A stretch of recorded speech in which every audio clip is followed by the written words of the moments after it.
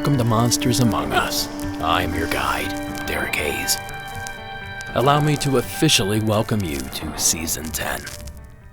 I have an amazing special and a rare episode lined up for you. Tonight we hear from our museum and historical building workers. And, just like the groups before them, they didn't let us down. But that's not my only surprise of the evening. To help me sort through this tub of terrifying tales, I've enlisted aid from two paranormal podcasting giants and two good friends of mine, Cam Hale and Kyle Filson, but you may know them better as the Expanded Perspectives podcast. All right, gentlemen, welcome to the program. Thank you guys so much for being here. This is going to be a little bit strange, a little bit unusual for the show, but I can't wait to dig in. Welcome to the program, guys. Dude, we are so excited to be here. We were on a Zoom call with you a couple weeks ago with, I'm trying to remember who was all there. Shannon. Did you bump your head? That was like 4 months ago, I believe. Was it 4 months ago? Time just goes by. Maybe even more than that. Yeah, I don't even remember what it was called. I don't even know what it was for, but I do know that it was months ago. Yeah. He's Johnny on the spot tonight, folks. So ever since then, I mean, I've been waiting to get back on. Yeah. I mean, I'll be honest with you guys. I'm fanboying out a little bit. A couple weeks ago, I got to be on Untold Hour, which used to be Bizarre States. I love those guys, listened to them for years. And you guys fall in that same boat. I've been listening to you long before, I started my show. So this is kind of special to me to have you guys on. And like I said, when we were warming up here, I kind of zoned out for a hot second. Kyle started talking. Cam started going. I just thought I was listening to the show. I forgot to say something back to the guys. So hopefully I don't do that again. But yeah, pretty excited to have you guys here. So thank you. While you're here, and let's get this stuff out of the way here, tell us about Expanded Perspectives. Tell us about, let's start off this way. Tell us how you guys got into the paranormal. Try to keep it a little short. We have a pretty long show lined up here, but a couple lines as to how you guys got into all this mess. Kyle and I met real quick. He and I met in 6th grade in a history class and after a history class and became instant friends because he was the only other person I knew that was into archery. So we got to talking, of course, about bows and arrows, and then it led into, hey, like kids will do, what do you think about Bigfoot? And that's where it started. So pretty much as long as I can remember, it's always been something that you think about, and you always used to watch the documentaries and make sure you'd sit in front of the TV any chance there was anything like that on. And that's what we hit it off on. And it's been, however old you are in 6th grade, it's been from that moment till this very second now that me and this knucklehead have always gotten in some kind of trouble together. And that's kind of how the whole thing started up. Yeah, that's how we got interested in the paranormal, a lifelong passion for it. And then to rewind a couple of years ago before we started our podcast, me and Cam both have jobs where we're alone most of the day by ourselves. So you can only listen to the radio station or any of them for so long. They just keep replaying the same old songs. And if you go to classic rock, well, it's the same songs I've been listening to for 20 years. And you just told how old you were. And so we listened to a lot of talk radio. And then that's when podcasts were, kind of coming out. And Cam was like, do you know what this is? And this was back in the day where my iPod just looked like a long cigarette lighter, didn't have a screen or anything on it. You'd have to plug it in, go to iTunes, download it, and then move it over. And so we started listening to some podcasts and found some on the paranormal. I remember loving that. And then at some point, we would both listen to the same episode. We'd call each other. What do you think about this? What do you think about that? And I remember one time we were just sitting around and we're like, I wonder if we could do that, because this is what I wish that they would have asked. I wish they would have done it this way. And, we were like, what? How hard can it be? Let's give it a try. So we started, we got the stuff. It took us a little while to accumulate the gear, probably 9 months to a year before we had everything that we needed. This is back before they had YouTube videos and classes teaching you how to do it. And we tried it. I remember the first time we recorded it, we were like, it's going to sound that good? Man, I can't believe it. So then we released it. We thought, well, we'll be happy if 30 people listen to it.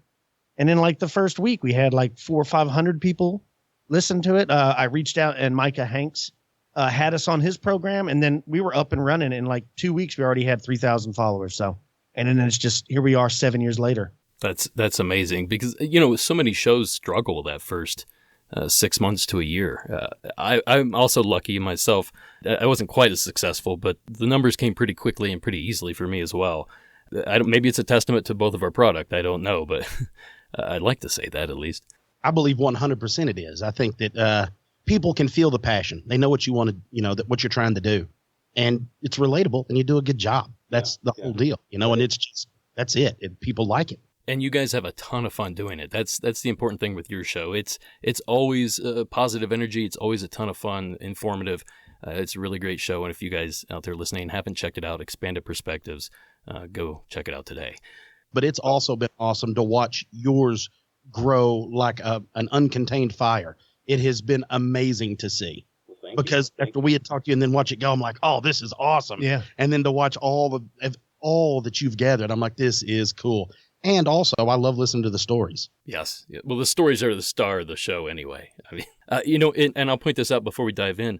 When I first got started, I had no idea what I was doing either. I just knew I could do certain things better, and I wanted to try it out. And I reached out to a handful of people, and the first people were actually you guys. And Kyle, you wrote me back a long email. It was like a couple weeks later. I was like, oh my God, I can't believe you wrote me back, like this big show. Did you get real detailed about what you need? I mean, it was very helpful information. It wasn't like blowing me off. It was like 5-6 paragraphs worth of information. So maybe that's the reason I'm here today. So that, man, you're here because you're doing a fantastic show. And I do remember emailing you. And I've emailed lots of other people the same way. I knew that, like, I'm not one of those people that's like super competitive when it comes to stuff like that. Like, if people still today will email me, I don't mind telling you how we do it, what we use. I don't mind sharing that information. And if anyone out there is listening and thinking of starting their own, because I remember when we first started, I remember people were like, what are you doing? And I wouldn't even say podcast. I'd say internet radio, because they didn't really know what it is, where now everybody knows what a podcast is. There's millions of them. But if you were going to start today, the first thing and the only thing I would really tell you before we change subjects is just be yourself. The reason we have so much fun is we don't take ourselves too serious. Like, I'm not a researcher. I'm just a guy that has a love for the paranormal. Mm-hmm. Yeah. I try to do the same thing here. I try to keep it creepy, try to keep it a little bit serious, but at the same time, these are all legend. These are all folklore stories. Some of them are real, some of them are not. Anyhow, what do you guys say? You want to get started? I have so many calls to get through tonight. And tonight is our museum special, which is we start off every new season with a special episode. And this one is museum workers, people who work in historical buildings, that sort of thing. So I got a lot of entries here, a lot of places all over the country, a few out of the country, and surprise, surprise, Texas is in here a number of times. So you guys are in good company here. So our first caller of the evening comes to us anonymously, but from Cam and Kyle's state of Texas. Hey, Derek, got a call for the museum episode. This isn't actually my story. It's a friend of mine's story. He started listening once coronavirus started. Needed something to do. I told him about your podcast. And he told me a story about, he works at a firefighting museum in Beaumont, Texas. He's been working there for about 3 or 4 years now. And every so often they would have kids come in and they'd be able to stay the night. Well, when they did that, they'd always have one of the workers stay the night too, to make sure they weren't getting into anything and all that. And there's an apartment in the top that's separate from the museum, and is mostly meant for the curator or whoever's going to be there for the night with these kids that get to stay the night. Well, he was sitting there with the kids, told them all the firefighting stories they wanted to hear, and one of them asked if the museum was haunted. And he had heard since he started, all the apartment upstairs has a ghost in it. And he never thought anything of it. He'd been up there, done this a couple of different times, staying the night with the kids and all that. So he just told them, yeah, they say there's a ghost here. I haven't ever seen it. They all just kind of laughed, got him set up, put him in bed, and he went up to the apartment. Well, got up to the apartment, what he said was about 11 o'clock that night, tired, so popped straight into the bed. At about 2 o'clock in the morning, he thought he heard one of the fire engines start up, which doesn't happen because none of them actually have the motors in them. So he thought that was weird. So he heads down to the second level and he looks down and all the kids are asleep. He doesn't hear the fire engine on anymore. Okay, goes back upstairs, and as he enters into the apartment, there is a guy standing in the bathroom. And he thought maybe one of the dads had stuck by him and had gotten up there to, use the restroom or whatever. He said, hey, sir, you need to go back downstairs. And he said when the guy turned, he was just covered in ash. And the guy looked at him and said, who do you think I am? And my buddy just said he went cold looking at this guy, realizing this guy isn't actually alive. This is a ghost. And he said he started stuttering, and the ghost or whatever looked at him and said, "Well, spit it out already," and then disappeared. Needless to say, my buddy decided he wasn't going to sleep in that apartment that night. It freaked him out pretty bad, so he found one of the old fire engines that has a bench seat and decided that's where he was going to sleep that night. Hope you can use this. I was trying to convince my buddy to call it in, but he's a bit nervous. Doesn't really like talking about ghosts and stuff like that. I'm sure he has more stories, but it's hard to get them out of him. Anyway, Derek, love the show. My buddy loves the show. Hope to call back soon. All right. Bye. Well, thank you, caller, for sharing that story. Gentlemen, we have a full-bodied apparition to start out the show, covered in ash. I'm going to start with you guys. What do you guys think? What's your initial thoughts here? To be honest with you, I'm not surprised by the madness that is this firefighter ghost. I've always wondered. I've read a few books where there have been other ghostly apparitions sighted in firehouses and even in old firehouses, which is probably the reason they found it and used it in Ghostbusters. But what I'm not surprised is it's almost like every fireman that I've ever met that's done it for quite some time. When I say sometime, I would say over 10 or 15 years, is truly dedicated to the soul at being a firefighter. So them being stuck here feeling like there was unfinished business, let's say they passed in a fire or they passed trying to save someone, doesn't surprise me really at all. I mean, I'm surprised we don't see more of those or hear about more of those around the other firehouses all over the United States or all over the world, really. Yeah, I agree. And one of the parts, my little brother is actually a firefighter. And he told me, I remember when he was first, after you go through the schooling and stuff, and then you get assigned to a firehouse or whatever, there's a little bit of hazing that goes on. You're the rookie, you're the new guy. I like how the ghost was kind of giving him crap like he was a rookie. Like, go on and figure it out. Like, what are you going to do? Just stand there and look at me? I mean, I liked it because I know that the upperclassmen of the firehouse, that's what they do. When you're the new guy, they haze you a little bit. That's kind of like the ghost was doing. So I like that story. I don't think that I would spend the night in the apartment either. But maybe if I was a fireman, I'd feel protected or something. That's an all-time low, getting hazed by a ghost, isn't it? Or an all-time high, I guess. Or yeah, depends on how you look at it. People on both sides don't like me. It's the way you feel. What's the deal with the ash? You got to wonder, is this, did he pass away in the fire and that's his look? Or did he always look like that because he was a fireman? How did I don't, there's no commission out there making ghosts, but when a ghost is created, how do they decide, or how does it decide what it's going to look like or what clothes it's going to wear? You know what kind of backwards question I'm trying to ask here? I know what you're asking. And maybe he's just real ashy. Like maybe he just needs lotion. It might be. I like to lean towards the idea that he died in a fire and he doesn't know it. And so he's there either getting ready for the fire, like he's going through the same day. Like if you didn't know you were stuck in a loop, it wouldn't affect you. Yeah. Just every moment is the same thing over and over, but you don't realize that. I like to think that that's kind of what he's dealing with. It's almost like Kyle was talking about, he's hazing. He thinks that other guy was a new firefighter. Yeah. Come on, man, let's go. Just because his appearance is that way. And what you were saying too, Cam, about their emotion, their dedication to being a fireman, to being a firefighter, that kind of energy has to linger on. You know what I mean? Like you think about places like churches and prisons and hospitals and schools, places with tons of energy, theaters, tons of energy, night in, night out, desperation, sadness, just peaks of emotion. Firehouses are right up there. I mean, you think about the highs of a successful fire. You put the fire out, everybody was saved, great. Or vice versa, where everybody perished and it was just a disaster. And you go back to the station with those feelings. I can only imagine how this stuff can accumulate, and I'm surprised that it manifests as a full-bodied apparition, but I'm not surprised that energy's manifesting.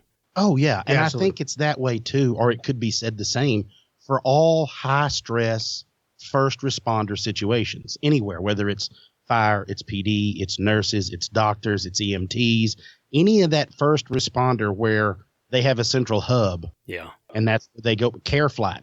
You think about what the guys in care flight see and do. I mean, it's any of that stuff. It seems like there is a lingering energy there that maybe something happened where they couldn't cross over. They can't let go. and they're just stuck. Well, I can tell you this much. That's not the only fire station I could find with some hauntings. Actually, in the state of Nebraska, near Omaha, KETV ABC News 7 out of Omaha has this quick news story that I think you guys might enjoy. Chilling noises and unexplainable activity has some of Papillion La Vista's bravest on edge. KETV News Watch 7's Christina Engdahl joins us live. In Brandy, there's always been something eerie about Fire Station Number 1 since it opened in 2007, and firefighters say that this woman, this ghost, is behind it all. Down a long, dark hallway in Papillion La Vista's Station Number 1, there are sightings hard to explain. Maybe it's just deceiving shadows, or maybe it's paranormal activity. Generally, later on in the evening when the lights are down, there'll be noises, knocks on a wall. Fire Chief Bilbo says at first he was a tough sell. Then his crew members saw something, someone they couldn't explain. They both sat there and froze for a while, and then after a couple of minutes, one of them said, "Did you see something?" And the other said, "Yeah, what did you see?" What they saw appear from this bunk room was a small girl who walked down the hallway and into the darkness. So then they got up, turned the lights on, went down the hallway, and obviously found nothing. But she can be seen on the fire station roster. Her name is Susie from Station 1. Other crew members will tell you she likes to make herself heard, too. I was coming down the hall. I heard the door in the kitchen open and close. And I came out and I asked the guys that were sitting here, who's here? Marty Price says no one was there, at least no one they could see. But his theory is Susie is a neighbor. The Portal Cemetery is just next door. Now whether those bumps in the night are Susie or something else, at Station Number 1, you can't rule anything out. I personally don't jump to ghosts right away as a conclusion to those things, but I also won't pretend to not be spooked by them. So there we go, another haunted firehouse. And I thought this one was peculiar because if you watch the video, it actually looks like the building's newer. It doesn't look like an old building like you would imagine an old firehouse. This look more like a meeting room in an apartment complex or something. I wonder if they had something maybe left over from an old firehouse brought there. We're going to touch more on that here in a little bit, actually, haunted and cursed items. But in the meantime, let's move on because we've spent a lot of time here, and like I said, we have so many calls to get through. And in fact, these next handful, they're all shorter entries by comparison to the rest. They're all like a minute and a half, something like that. So we're going to rapid fire through 4 or 5 of these calls real quick. You guys okay with that? Absolutely. Brilliant. We're going to start off with Aaron out in Colorado. Take it away, Aaron. Hi, my name is Erin. I'm calling for the museum episode. I worked at the Molly Brown House Museum in Denver, Cap Hill. This story is not my story, but it's one of my favorites from one of the other tour guides that was there at the time. Of course, we're 100 years old. Multiple people have passed away in the building, including Margaret Brown's parents. If you didn't know, her real name isn't Molly.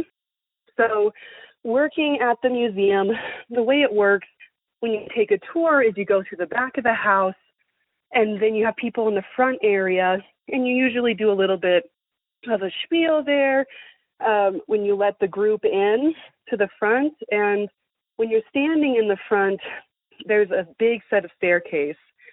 And so the group was standing down there, and the tour guide's telling the history, telling about Molly Brown, and then one of the kids is bothering her and is like, who's up there? And they're like, what do you mean who's up there? And there's not anybody else in the house. And this kid goes on to describe this woman that he had seen upstairs that was wearing a full time period maid's outfit.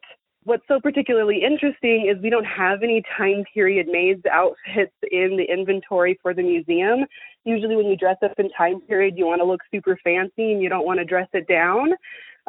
So some young child saw a full apparition of one of the maids that likely lived on the 3rd floor of Margaret Brown's home in Denver. Of course, that's just one of our favorite stories we would tell as tour guides amongst ourselves. Personally, I'd heard a lot of footsteps, doors opening, closing, but never saw anything myself. It's a truly fantastic place. If you're ever in Denver, go visit Molly Brown House Museum. And thank you so much for letting me share my story. Hope it gets on the podcast. Take care. Bye. So, gentlemen, what's your quick takeaway on that one before we move on? I love that sighting. because I love the fact that it was like the kid was the only one that could see it. Yeah. It's my favorite thing. Yeah. It reminds me, just like Cam's talking about, there's a lot of things seen, I think, by smaller children, even when it relates to like poltergeist activity, always seems to plague like teenage girls. It's almost like children are more susceptible to that kind of thing. They haven't been corrupted like adults have. And I like stories like that. Me and my wife went to the Winchester House in San Jose. It was very similar stories, like people had seen and heard things, employees that worked there. Pretty cool. Yeah. You know, they say the same thing about pets and like older people, that kind of thing, that the veil is thinner and they can somehow communicate or at least see to the other side. We see that kind of thing a lot on this show. We see it on your show. We see it on Paranormal Caught on Camera. Basically any TV show, they kind of talk about that trope. You know, one thing I thought was interesting was the Titanic connection. And I don't know if you guys are familiar with the Titanic Museum in Branson, Missouri. It's built to look just like the Titanic. It's a ship that you board, and then the inside looks, the grand staircase, all that stuff. But they have artifacts that they recovered from the bottom of the Atlantic. And since they brought all these artifacts in, the curators there say that the place is haunted. They actually had Ghost Adventures did an investigation there not too long ago. If that's not ironic enough, they had, I don't know if it's the same pieces or similar pieces, but it was another Titanic exhibit that was displayed in Grand Rapids back in like 2013. And they experienced some of the exact same activity that was reported out of the Branson Museum. So I did a little digging on that call, and it kind of reminded me some of that Titanic stuff. Wow, that's cool. Yeah, fun stuff. Again, tragedy. Anytime there's tragedy, it just seems to really imprint. Mm-hmm. All right, well, moving on, we're going to have Yvonne on. And Yvonne is from the state of Virginia. Welcome to the show, Yvonne. Hi, I was calling about stories from museum workers, docents, and et cetera. So my name's Yvonne. I worked in a historic home called Magnolia Grange in Chesterfield County, Virginia. And I was the only Saturday docent, and usually I got in a couple of minutes early so that I could do any chores that needed to be done, dusting, vacuuming, just making sure everything was okay for the public when we opened our doors on Saturday. And I was dusting the mantle in the little dining room area. And I lock all the doors when I do the chores because it's a 2-story building. I don't want anyone to come in while I'm working. So anyway, I was dusting the front mantle and I heard 3 distinct boot steps right behind me. And it took me a moment for my head to register that I was alone in the building. So I turned around thinking someone had broken in and no one was there. So we had several other things happen. We had teas there, and we were baking the cookies for our Mother's Day tea, and we heard singing upstairs. So I guess the residents of the house were happy to have a little liveliness and cooking and baking. And so, yeah, those are 2 of the stories I have. I worked there for a couple of years, but I think those are the best ones that I have. Hope all is well. Thanks. Bye. Anytime that you have a Civil War era like house, it always feels like there's ghosts in it.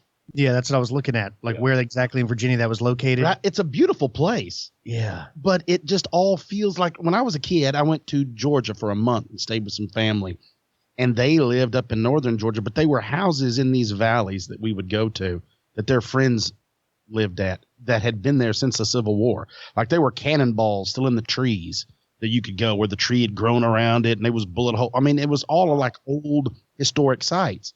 And I just always remember, like, even as a kid, you'd go in there, but it just didn't feel right.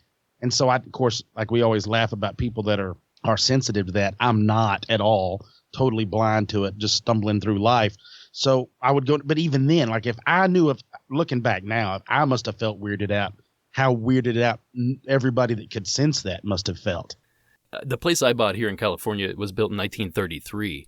And as I'm downstairs, like, tearing stuff up and building the studio here, I'm finding pieces of paper from not quite that far back, but the 50s, something like that. And I'm thinking, man, the history of this is incredible. Just imagine living in something that was built in the late 1700s, survived a civil war. I agree with you. It's just, those places are almost magical if they're not terrifying. And there's no reason to be shocked if you see something in there. It's kind of almost like That's the place to go. Yeah, exactly. Yeah, I was gonna say something that old. I mean, it's almost fitting that it has to be haunted, right? Exactly. This story also reminded me a bit of Myrtle's Plantation, and we're actually going to hear more about that coming up, so I won't touch on that just yet, but I saw vibes in there. Okay, well, moving on, our next caller is Francis from the state of Louisiana, speaking of Myrtle's Plantation.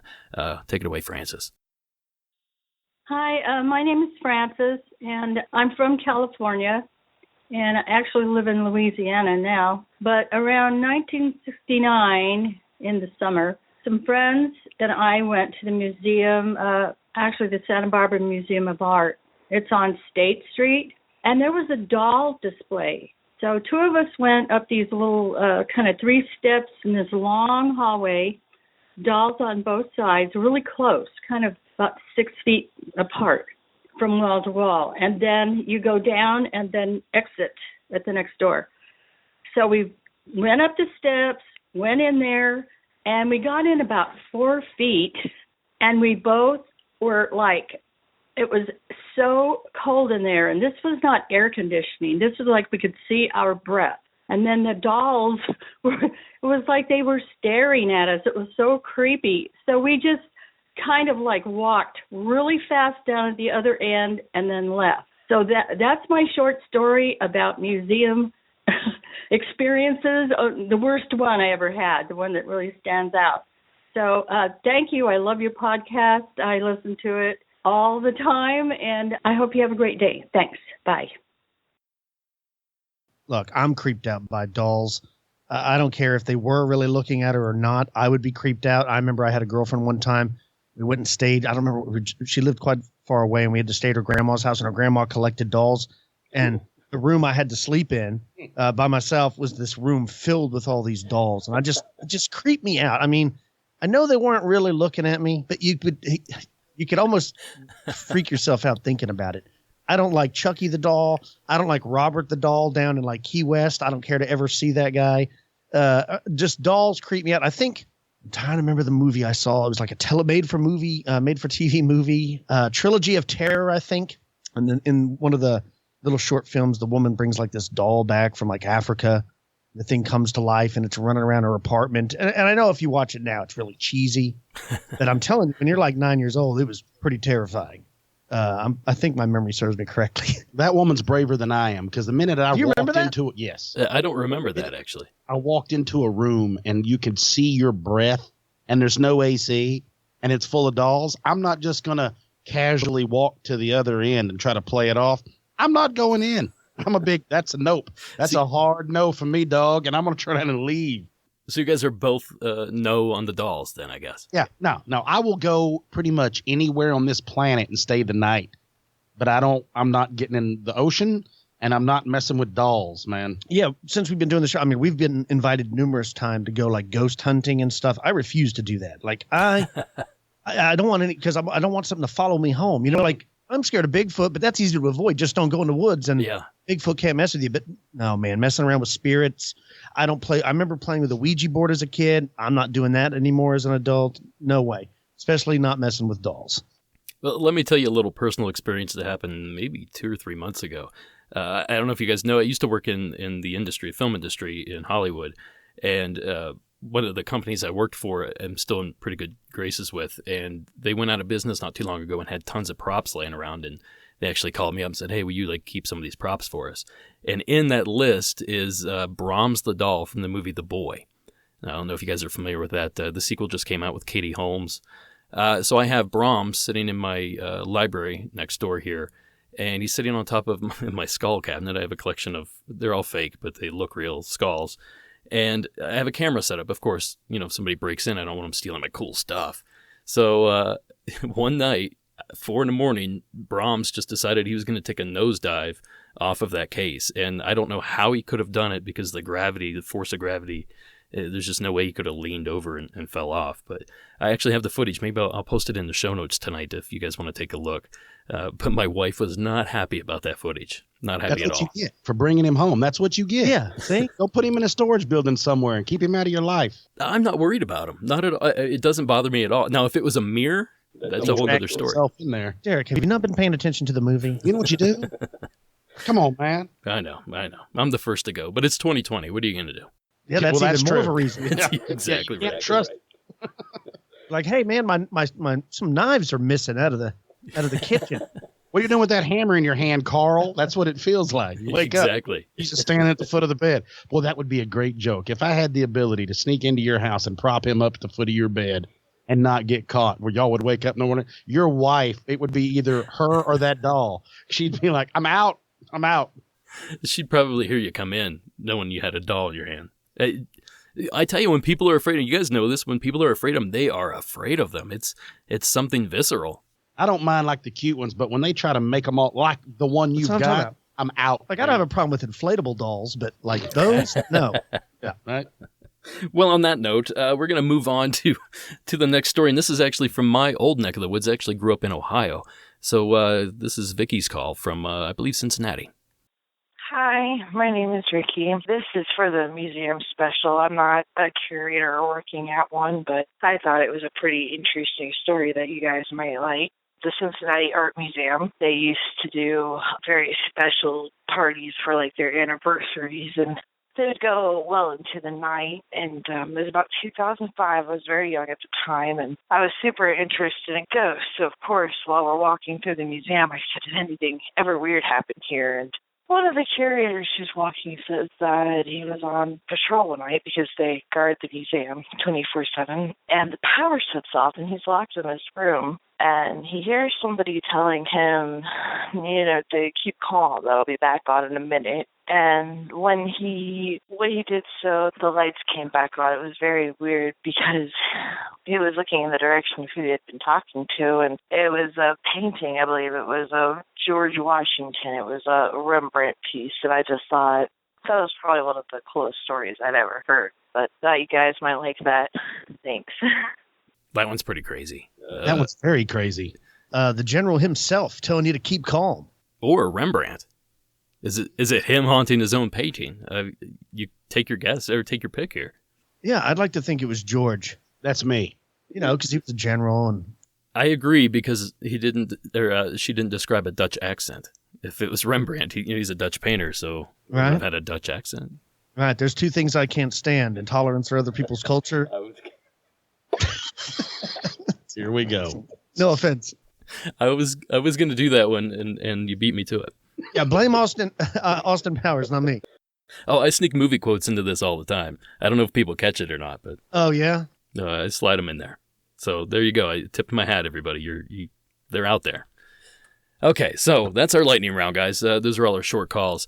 We're moving on here, but before we do, I just want to remind all the listeners out there that if you have a story you'd like to share, you can call the hotline at 1-888-608-NIGHT. That's 1-888-608-6444. Or you can visit the website at monstersamonguspodcast.com and click on the Report Your Sightings tab for more information. And that out of the way, this next one, guys, this is your neck of the woods, Texas. Chloe down in Texas has a story about a museum that she used to work at. Hey, Derek, this is Chloe calling from Texas, and I'm calling for the Museum Workers Special. So I don't work in a museum anymore, but I used to about 2 years ago. I can't tell you which one because they are pretty tight-lipped about PR and public relations and, image type stuff. And I don't want anyone I know that still works there getting in trouble for, yada, yada, yada. But at any rate, I've got a couple. First is, so I was a gallery attendant there, which meant during the day I just stood in the gallery and made sure nobody sneezed on or stood too close to or touched any priceless artwork. But my close friend there was an overnight watch person. So they would stay there overnight, watch all the monitors. Pretty boring job, usually. And she said one night she was up there all by herself. She was the only person in the whole museum, and it tended to get super, super spooky at night because most of the lights would stay off, except for the ones in the security room. So this was about 4 years after they built this building. This is an older museum that was built in the 70s, but they built the second building in 2014, and there's a lot of weirdness surrounding it, and supposedly 2 people died while it was being built. 2 workers had supposedly fallen from the scaffolding and were killed while the building was being put up. So we all kind of relished in the gory past of the new museum we were working in. So one night she was in the control room by herself, and she catches some movement on one of the monitors, which of course freaks her out because she's supposed to be in there by herself. And she goes to look, and it is a clothes hanger that most of the gallery attendants would hang their blazers on. If they didn't want to bring them home, they'd just leave their coat at work and come put it on the next morning. Well, it was empty because everybody was home. But she just sees all of the clothes hangers slide from one end of it to the other, inexplicably. And so she's like, there's no way I saw that. And then she sees them slide back. So she starts freaking out, thinking, like, is somebody messing with me? What's going on? So she grabs her flashlight and her gun, and she goes to open the door to the control room, and right in front of the door of the control room is a wet floor sign. And there's no way it should have been able to be there because she was the last person there. So she would have had to put it there. And of course she didn't. She didn't put a wet floor sign behind her on her way into the control room. So at this point, she's just freaking out. And she just goes back in the room and like locks herself in there until the morning, and then hightails it out as soon as her shift was over. So that was a story that was secondhand. I didn't see it. She swears there's footage of it somewhere, but I don't know if anybody will get their hands on it. But she swears she saw it on the camera. So the second, we had a gallery dedicated to Mesoamerican art. So like Aztec, Maya, Inca, any of that type of Mesoamerican art. And they were effectively artifacts, really. And some of the pieces had come out of temples. Some of them had come out of graves. We had large pieces of temple wall in there. And the whole room kind of gave me the creeps. It had like this weird, it just had a weird thick energy to it. We actually had several people pass out in there or get really dizzy or nauseous. I actually passed out in there one time. I had to go home.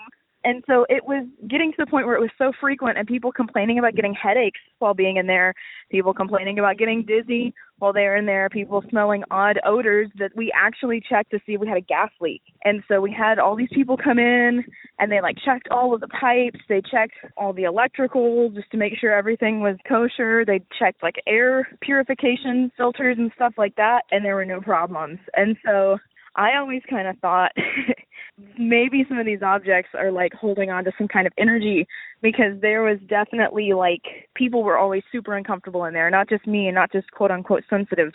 Like everyone felt uncomfortable in there. So especially after we went through and checked to make sure there were no gas leaks or anything physical wrong with the building, I was always convinced that that room was totally full of cursed objects, and I was for sure never caught standing too close to the one that was a rain god that they sacrificed people to frequently. There was one little statue that they had said had been in a temple that was dedicated to human sacrifice. I never stood next to that guy. Gave me the willies major. Anyways, those are my museum stories, but good luck. Hope you can use it. Bye. Thank you, Chloe, for that one. Okay, guys, there's a lot to unwrap here. Unravel, maybe. So we have people killed while remodeling the building, and we have items that may or may not be cursed artifacts. Is there any correlation here you guys see? Is there any kind of connection that anything sticks out to you, I guess? Well, first, to start off, I don't want to get Chloe in trouble, but I'm pretty sure I know exactly which museum she's talking about. Because, I do too. Yeah. So we'll leave it at that on that whole deal. But you know what it sounds like with the moving of the hangers? And Kyle and I was just leaned back away from the mics looking at each other about the whole thing. It's almost like it's a mischievous spirit. Like it's not a real haunting. It's more of just something having fun, which is like a dark entity. So it could have been something very easily that's tagged along with its friends in some of that old artwork or in some of those old things. Yeah, like trickster elements or something like that. Duende. Trying to think of all these different, the elves of Iceland. That sort of. Yes. Pukwudgies. Yeah, they all have, yes. Being tricksters. The first one I could see it being something like that, or it could be just like maybe another employee playing a prank on her. I don't know. But the second one, I agree with the young lady. I would not mess around. I believe in cursed objects.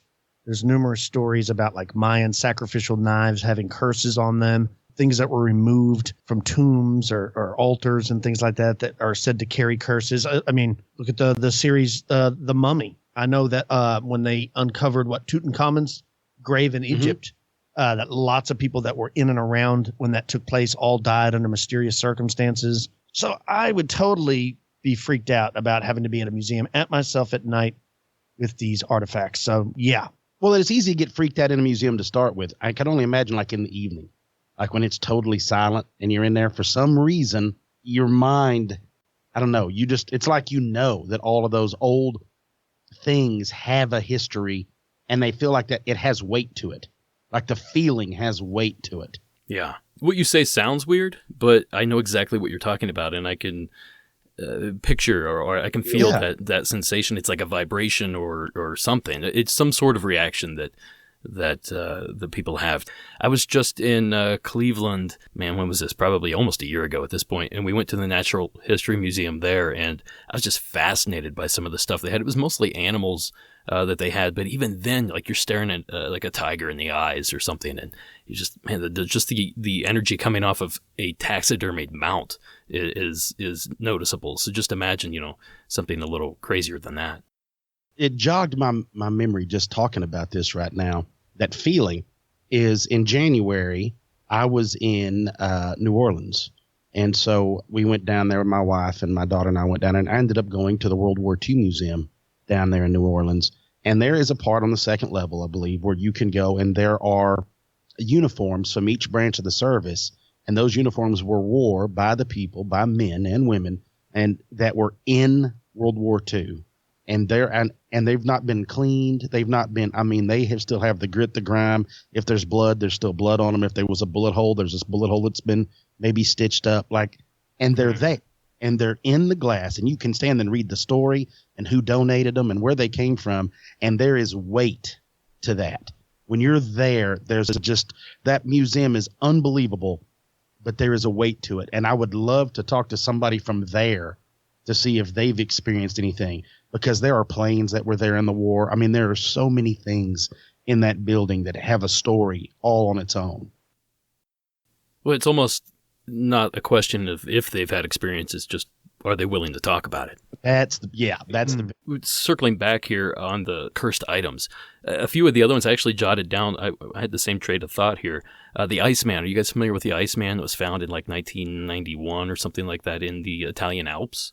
Yeah, Otzi. Yes, exactly. He's supposed to be cursed somehow, and people that are involved with him meet an untimely end. Same thing with the Hope Diamond, which was a very big, large, I believe, blue diamond. I can't remember what that thing looks like, but people that owned that were said to also meet an untimely death. And I think, Kyle, was it you that mentioned Robert a little bit ago? Robert the Doll? Yes, Robert the Doll down in Key West, right? Yeah. He might be one of the big ones. There's things like if you try to take his picture without permission, he finds ways to mess with you later. He'll follow you home or send some energy home with you or something. Yeah, exactly. That's why I don't want to mess around at all. Why take the chance? Yeah. Life's difficult as it is. I don't need that in my life. Have either of you guys seen Robert in person? Why would I? Well, no. Only internet photos. So you feel safe through the internet, though, right? I don't even look at him through the internet. That's this knucklehead. I'm not being involved in this. Yeah, I don't think that's okay. I didn't take the picture. He's going to have to go after Getty Images or wherever that's coming from. It wasn't me. You can take that up with Robert. But, I've seen what he looks like. It looks creepy, and I've read stories where lots of people met a crazy end after visiting Robert. So, yeah, man, I don't want to mess around with that stuff. Well, I'm attempting a very terrible segue here because I found a story about Robert that I really want to share with everyone. Essentially, Robert stays in, of course I didn't write this down, but there's a old Civil War fort down in Key West that they've transformed into a museum.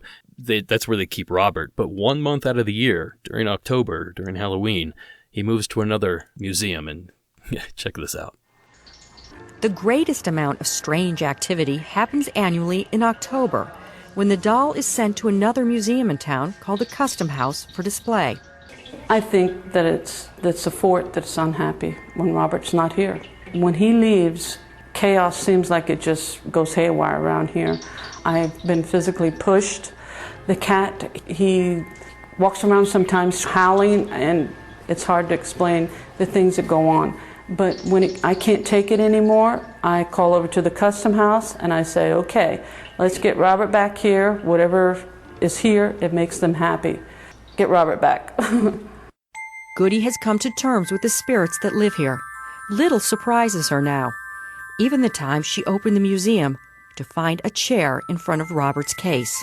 So yeah, Robert the Doll is, he's pretty creepy. You know, there's Annabelle the Doll as well, that's up in Connecticut, I believe, the Warren's Museum up there. Are you familiar with Harold the Doll?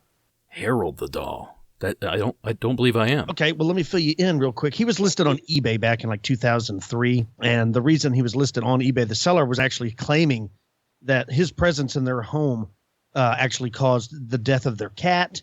It caused the marriage to split up.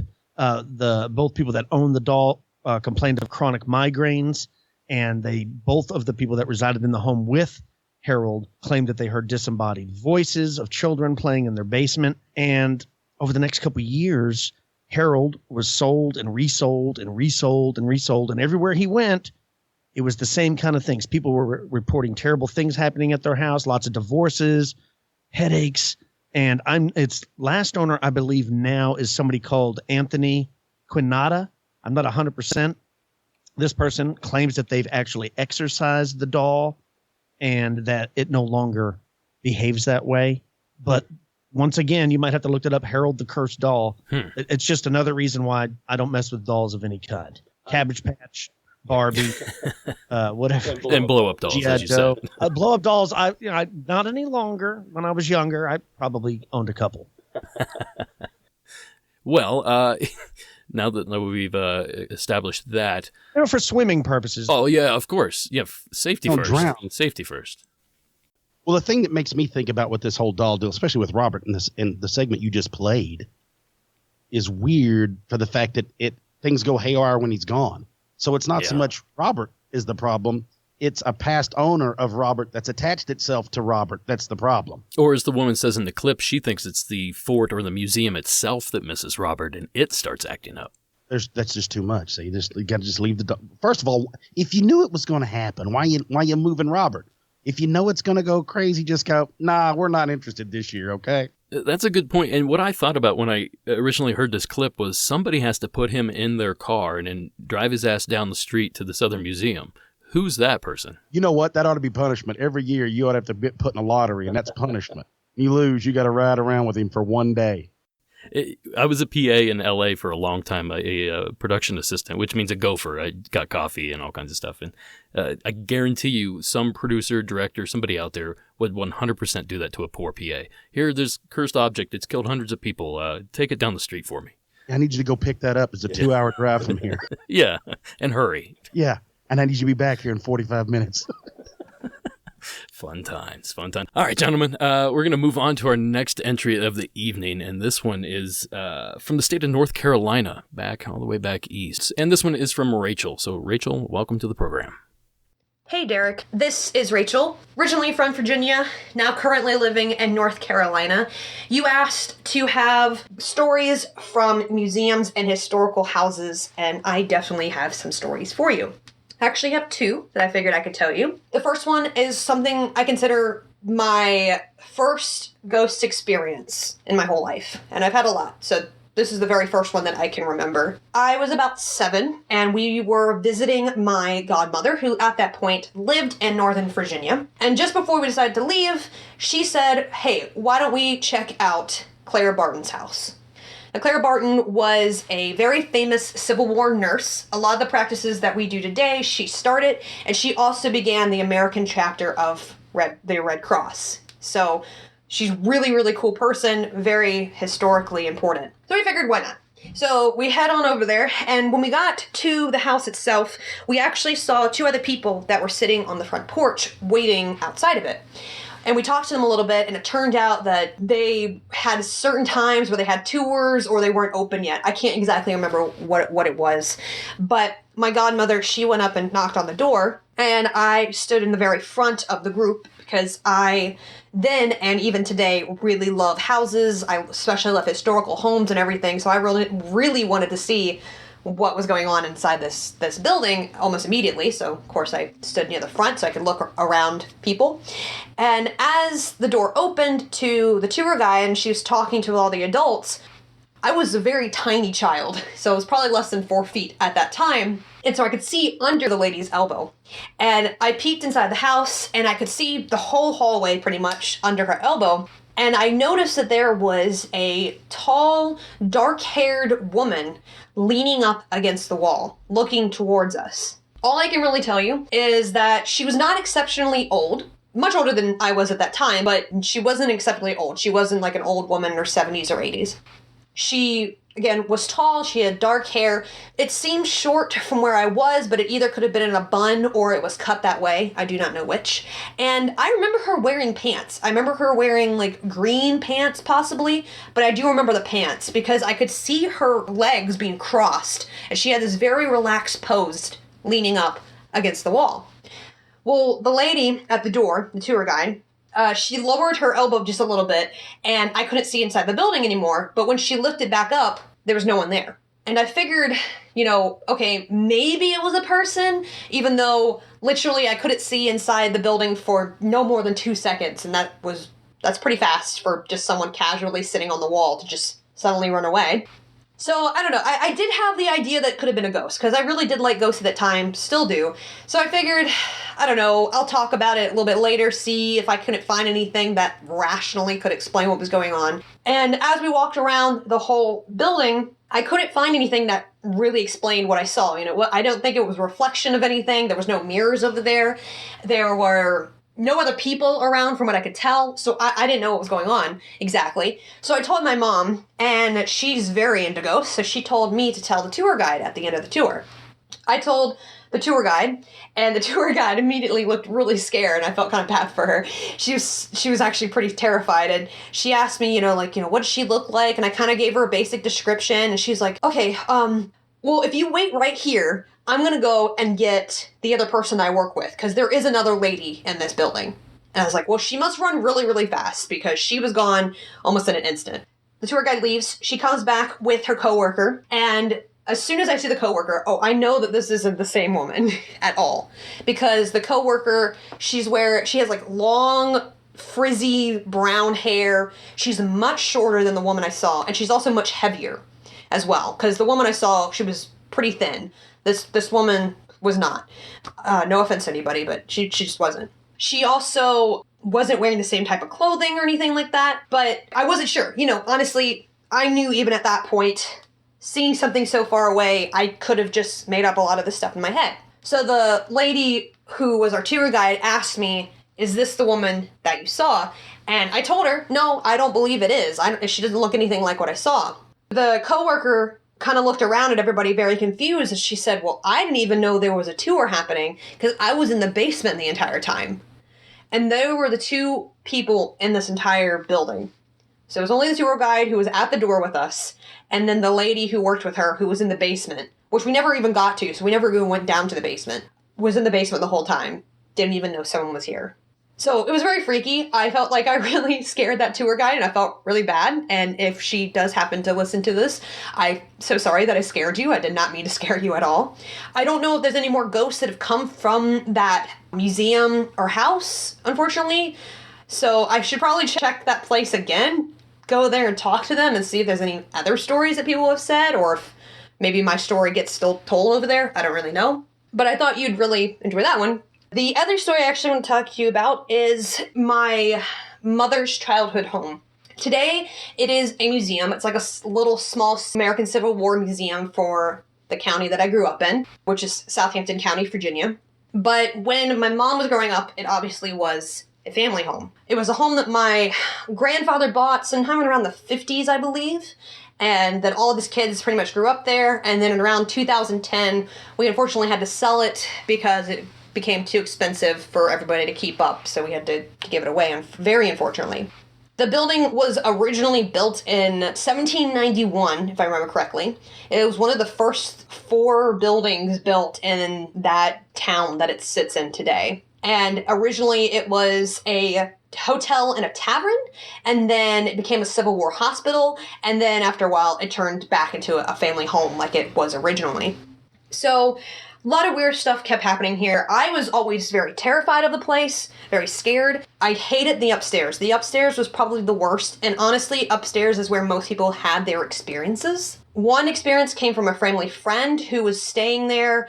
I think my parents had gone off to grab something, so she was alone in the house, and she heard what sounded like something thumping from the upstairs master bedroom. And it turned out that I believe it was my grandmother, when she was sick, when she needed someone, she would thump her cane on the ground, and she died in the master bedroom. So when the family friend heard that, she knew the story of my grandmother being in that room, thumping on her cane, so she actually called up to the stairs saying, "Hey, I'm a family friend, I'm not here to harm anything, I'm really just here for a little while they go off somewhere." And then the thumping completely stopped. My uncle, who probably stayed in the house almost as much as we did because he didn't live too terribly far away and would often stay there for a couple weeks at a time, he kept saying that when he would fall asleep, occasionally he would start hearing what sounded like multiple people talking all at once. A little cool fact about that specific room where he would tend to sleep in and hear all those creepy voices, there is original glass from when it was still a tavern, and there are people's names etched into the glass. Who these people are, we don't know, of course, but their initials are still into the glass, so I thought that was kind of cool.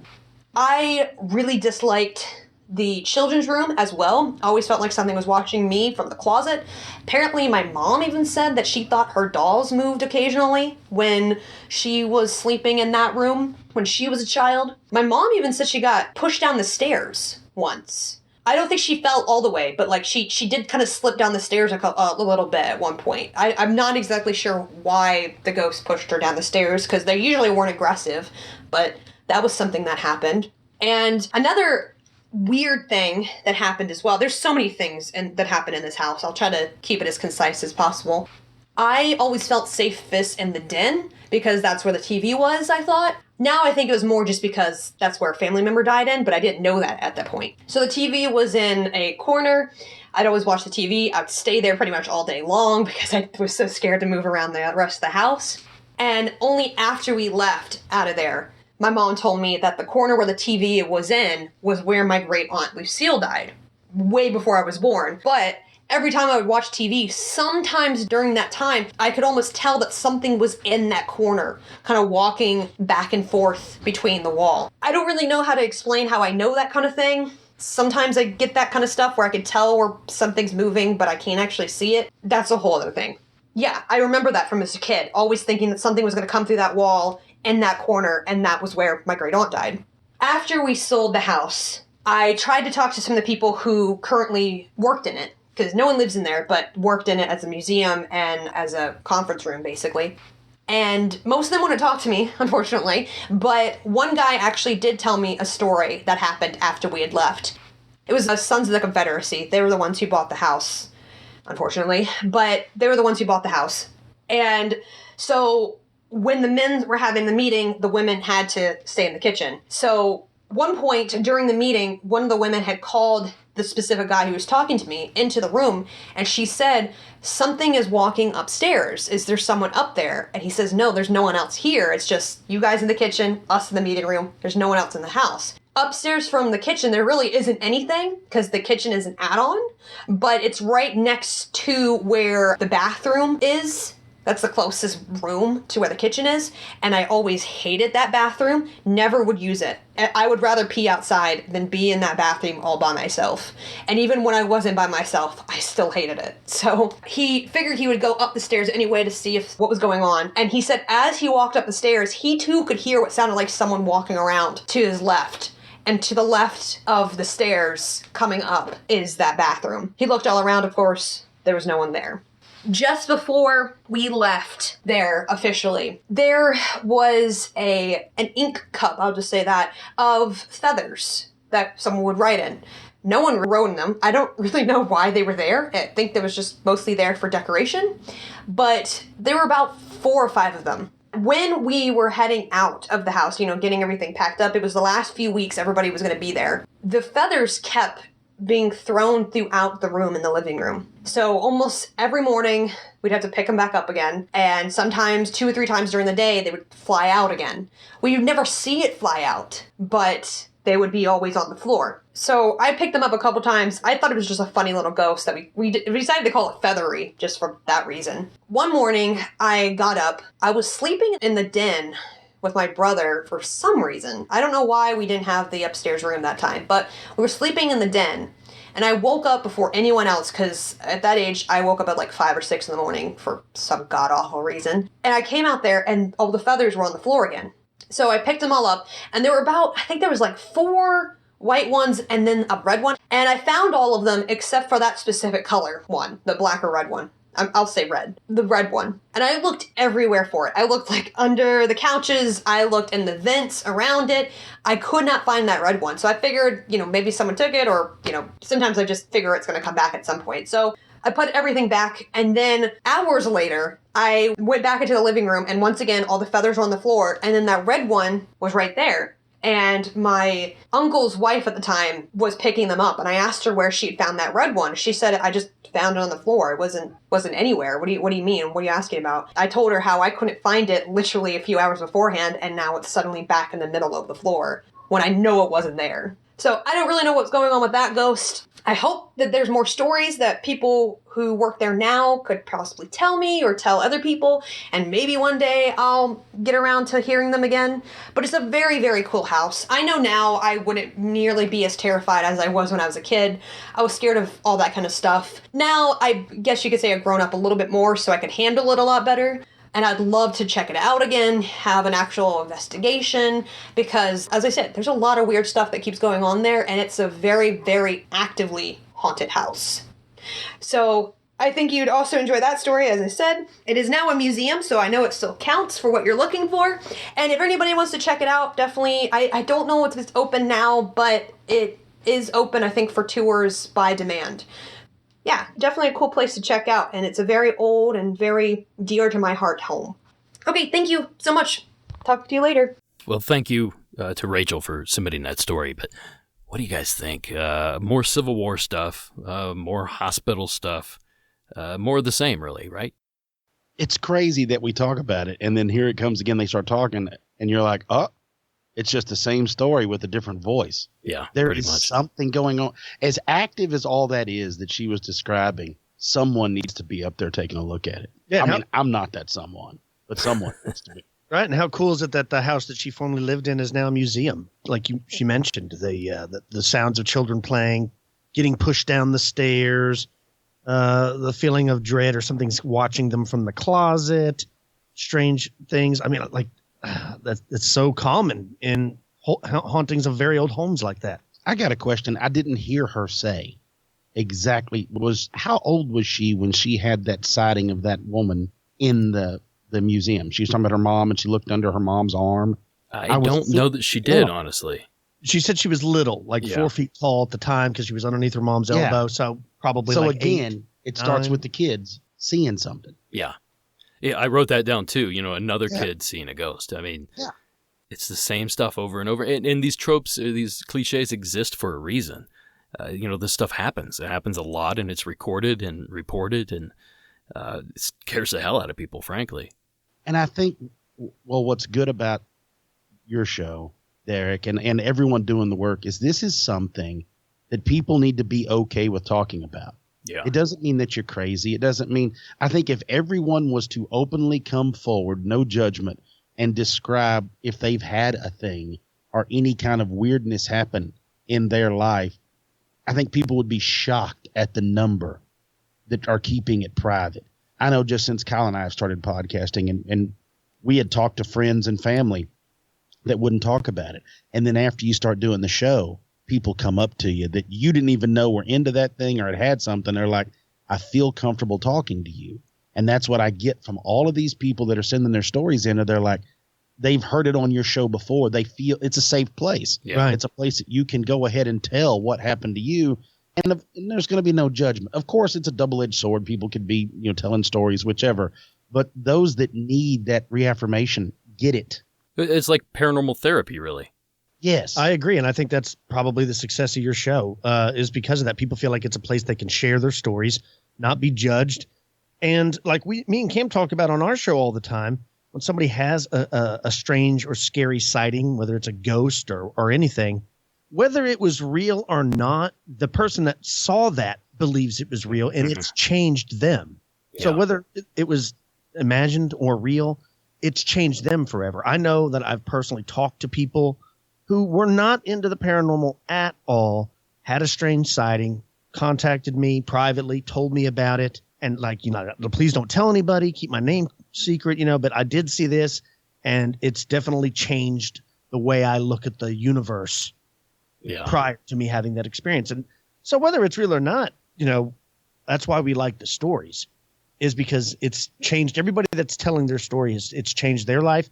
And I think that far more people have had paranormal experiences. They just don't talk about it.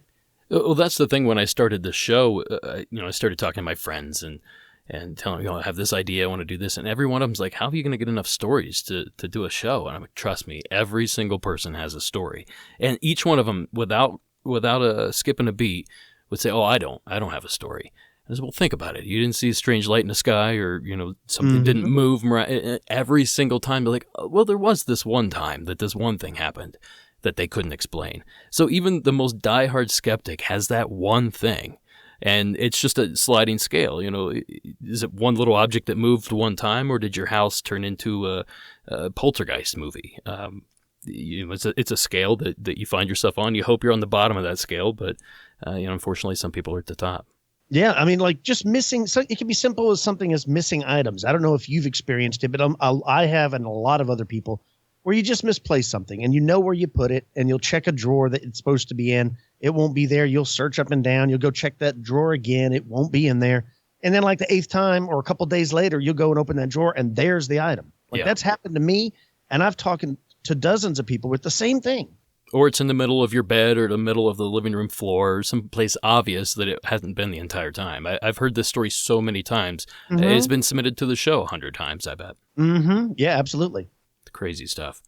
All right, guys. Well, we're going to move on here. In our next one, we were talking earlier about spreading the love, and there's plenty of room for new podcasts and different cryptid podcasts. It doesn't have to just be you guys and us. There's plenty of people out there for all these shows. And we actually have a fellow podcaster calling in. Yami from Cryptid Chat is sharing her story here. So welcome to the program, Yami.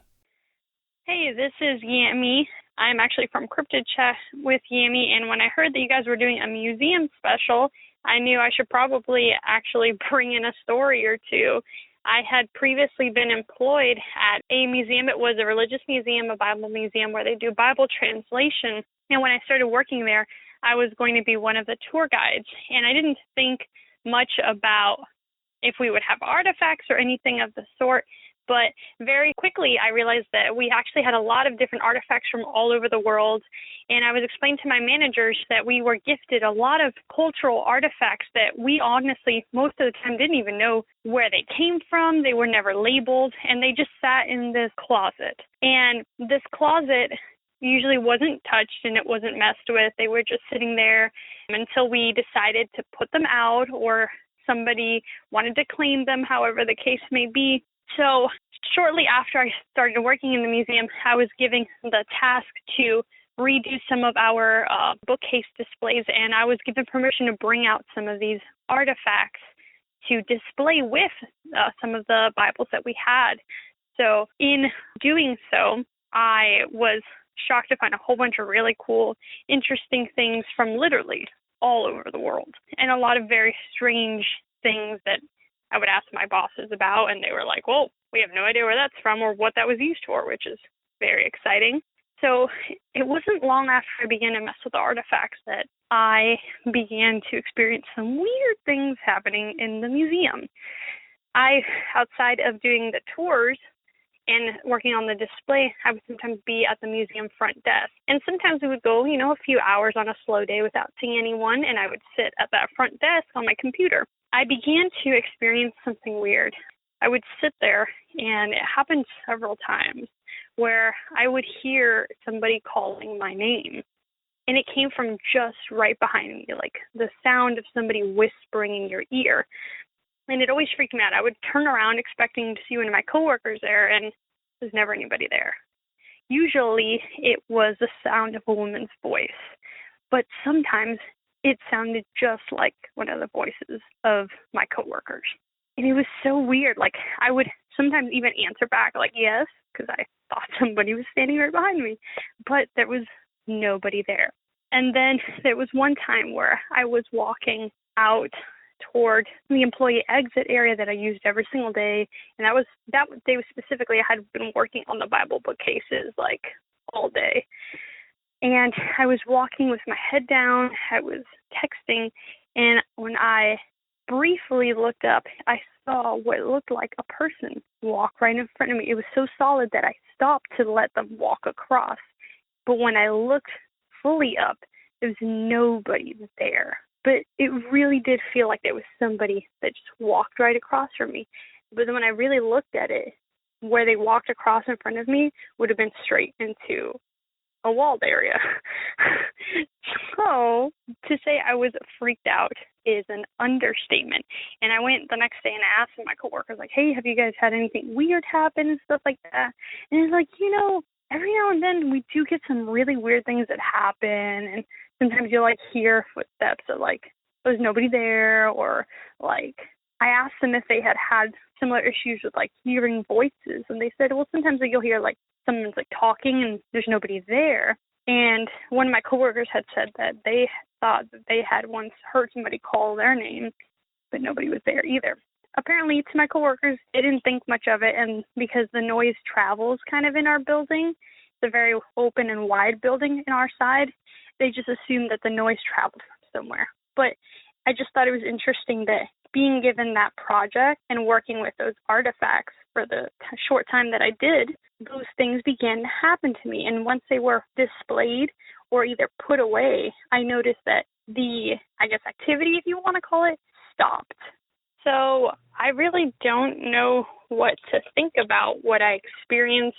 I don't know if I was just paranoid, hypervigilant, not honestly sure, but as being somebody who's always been like open and attuned to the supernatural and have had prior experiences personally with the paranormal and supernatural, I don't know if that made me more receptive to it or not. I tried to find 1,000 possible logical explanations for it. Every time I heard a voice, I asked my coworkers or anyone near me if they had called me, but never did I fully find out who it was that was calling my name or why they were calling my name specifically. That's my story of working in a Bible museum and having some very interesting things happen. So, hope you guys enjoy. Creepy. Someone calling your name, that would definitely creep me out. Have you guys ever had that happen to you? No. For me, I've never really had anything that paranormal happen to me. I'm not sensitive to that. I know people in my family that have a lot of strange things or have seen a lot of strange things. I unfortunately wasn't past that, whatever that is. I've never had anything paranormal, really. I always forget about this, and every time I do a show where we bring it up or that people ask this question, my daughter always has to remind me. My daughter said for years that our house was haunted, and I was always like, it's not haunted. There's nothing going on here, because I'm much like Kyle described. I don't have that ability to even know that there's something going. Like, I don't even know when my wife's mad. It's one of those things. So, well, that's difficult to. Yeah, for right. anyone. Yeah. No, it's pretty much all the time. I just have to assume that it's every day at me. And I remember coming home and was doing stuff here in the house, and I thought my wife was in the bedroom, and so I said, "Are you in there?" And I heard, "Yeah," and go on, and I didn't think anything of it. And then it wasn't another 10 or 15 minutes later, she shows up. She wasn't even home yet, and I thought she had come in because I had been in the backyard, came in, and I thought she was already here. But I heard her voice, what I thought was her voice, and a distinct "yeah." And so I'm like, well, maybe I was just hearing things. Like, maybe I wanted to hear her say yeah, like, oh, yeah, and you just go on. And just like you do every day, like we just discussed, I played it off as it was nothing. And it wasn't until my daughter brought it up and kind of started talking about her hearing stuff and my wife hearing stuff and everybody. My nephew was here and he witnessed something, he says, that went from our hallway, like across our hallway from one room to another. and he thought it was a woman wearing white. And my daughter always said, I think it's a woman. And so there has been several things. We haven't had anything happen in a long, long time. So sadly, my daughter believes that she's moved on, whatever it was. But what's funny is there was no woman in this house that I'm aware of. There's only one family, the family that built it, the family that owned it, and then I bought it from them. That was it. So we're not really sure. It's either something we came in with, or I don't know. It fell out of somebody's pocket, ended up here. I don't know how it got here, but it was here for a little bit. So that's the only thing that I've ever had happen. But what's the surrounding area of your home there? What was the history of the land? Well, there was really nothing here until these homes were built. Now, the history of this county is one of a lot of turmoil because it's named Parker County after Quanah Parker, Cynthia Ann Parker, which Cynthia Ann Parker was abducted by Comanches and was raised with the Comanches when she was 9 years old and actually had children. And then Quanah Parker was one of her sons, and he was probably the greatest war chief of the Comanches that ever lived, and he's the man that finally kind of helped contain all of it. But yeah, so there's pretty wild stuff. But another thing is there's a church catty corner to where I live. So I've always wondered, I'm like, all the funerals that they have at that church, I just wonder, I mean, could something just be kind of hanging out, just decided to go out for a stroll? I mean, I don't know. So there's a lot of questions I have. And of course, when you start down this path of looking into these things, much like these people that are calling in, you start down this path, you get more questions than answers. 100%. I'd say that on almost every episode. The more I learn, it seems like the more I need to know.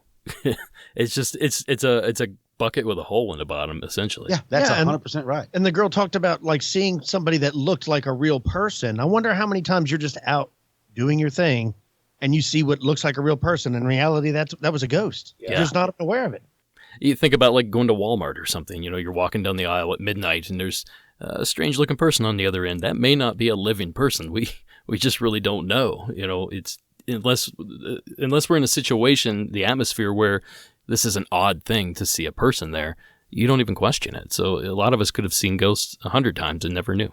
I think about it every time I'm driving. It's like late in the evening, right before dark, and you pass like a hitchhiker or just somebody walking down the road. And we've all experienced it, and we've done some shows about it, about you seeing it when there should be nobody around. Like there's no houses. Like, what are they doing all the way out here? I always wonder to myself after I pass them, I'm like, was that a person? Like, just because I can see them, like right now, was that a person? Or could it be? Now I sound like a David Hatcher Childress. Is it possible, or could it be? Yeah, could it be? I mean, we don't know. But you're right. Is how many times has something like this happened to us, and you just go on with life because life is busy. Yeah. To wrap this whole thing up, Kyle, you started off saying that you're like the opposite of a magnet. You drive this kind of thing away.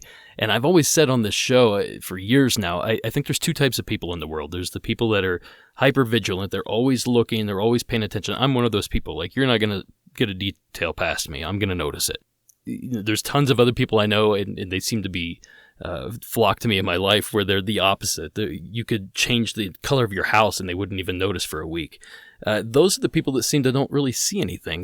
They're just kind of going through life, not clueless, but, focused on their own thing. But people that are like daydreaming off, like staring, like, what's going on over there? Those are the people that end up seeing things. Yeah, you're probably right. I'm 100% clueless. Like I lose my car keys probably 5 times a week.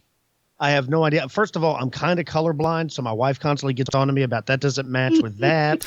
And she's like, don't you care? I'm like, I really don't care. Like, I keep my world small. And so if there are spirits moving around in my room, I probably wouldn't even hear it. Well, I mean, I want to see it. Yeah. I mean, and Kyle's one of those people that repel. He repels a lot. A lot of what? He just repels everybody. That's because I don't bathe. I don't like to brush my teeth. They call him human DEET. That's why I do radio. I'm repulsive to look at. That's why we're all on radio, buddy. 100%. Yeah, it's weird. It really is. You've got a point. It really is strange because it does seem that way. Like there's two camps. It's not like you dabble and you notice. It's either something that you notice at all or you don't notice any. Yeah. You don't get a dabble of it. It's either you feel like that and I think the majority of people are those people that don't really notice it.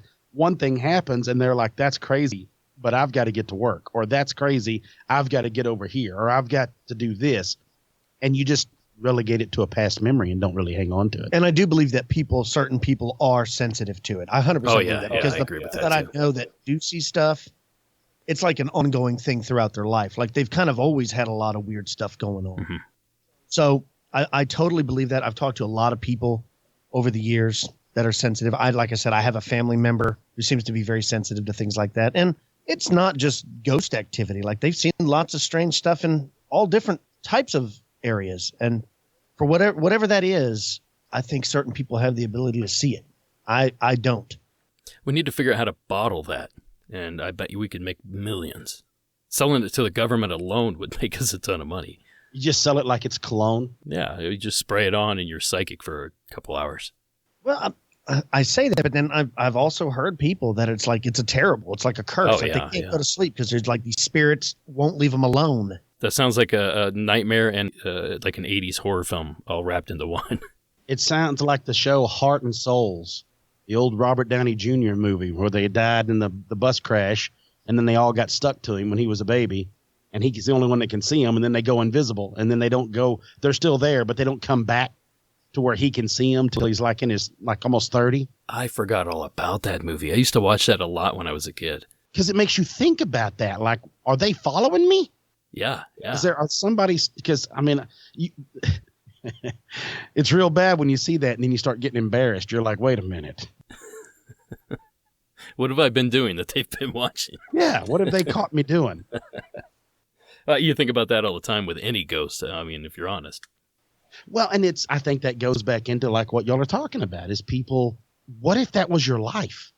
Like these people that are calling in that are seeing these things, like the woman that's talking about it, she sees all this and is involved in all. To me, would be an exhausting life. Like I feel bad for those people. Yeah. And then they in turn feel bad because I don't see anything.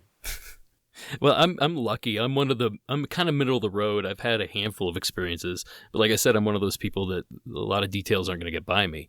And I feel like those experiences only happened because I was vigilant and not looking for them, but just aware when this stuff happened. One of them was my brother's house was haunted, and I can say that without any reservation whatsoever. There was just so much activity that happened just a few times I was there. But one of the first things that I experienced that kind of changed my mind was we came back from a high school football game. I was back home visiting.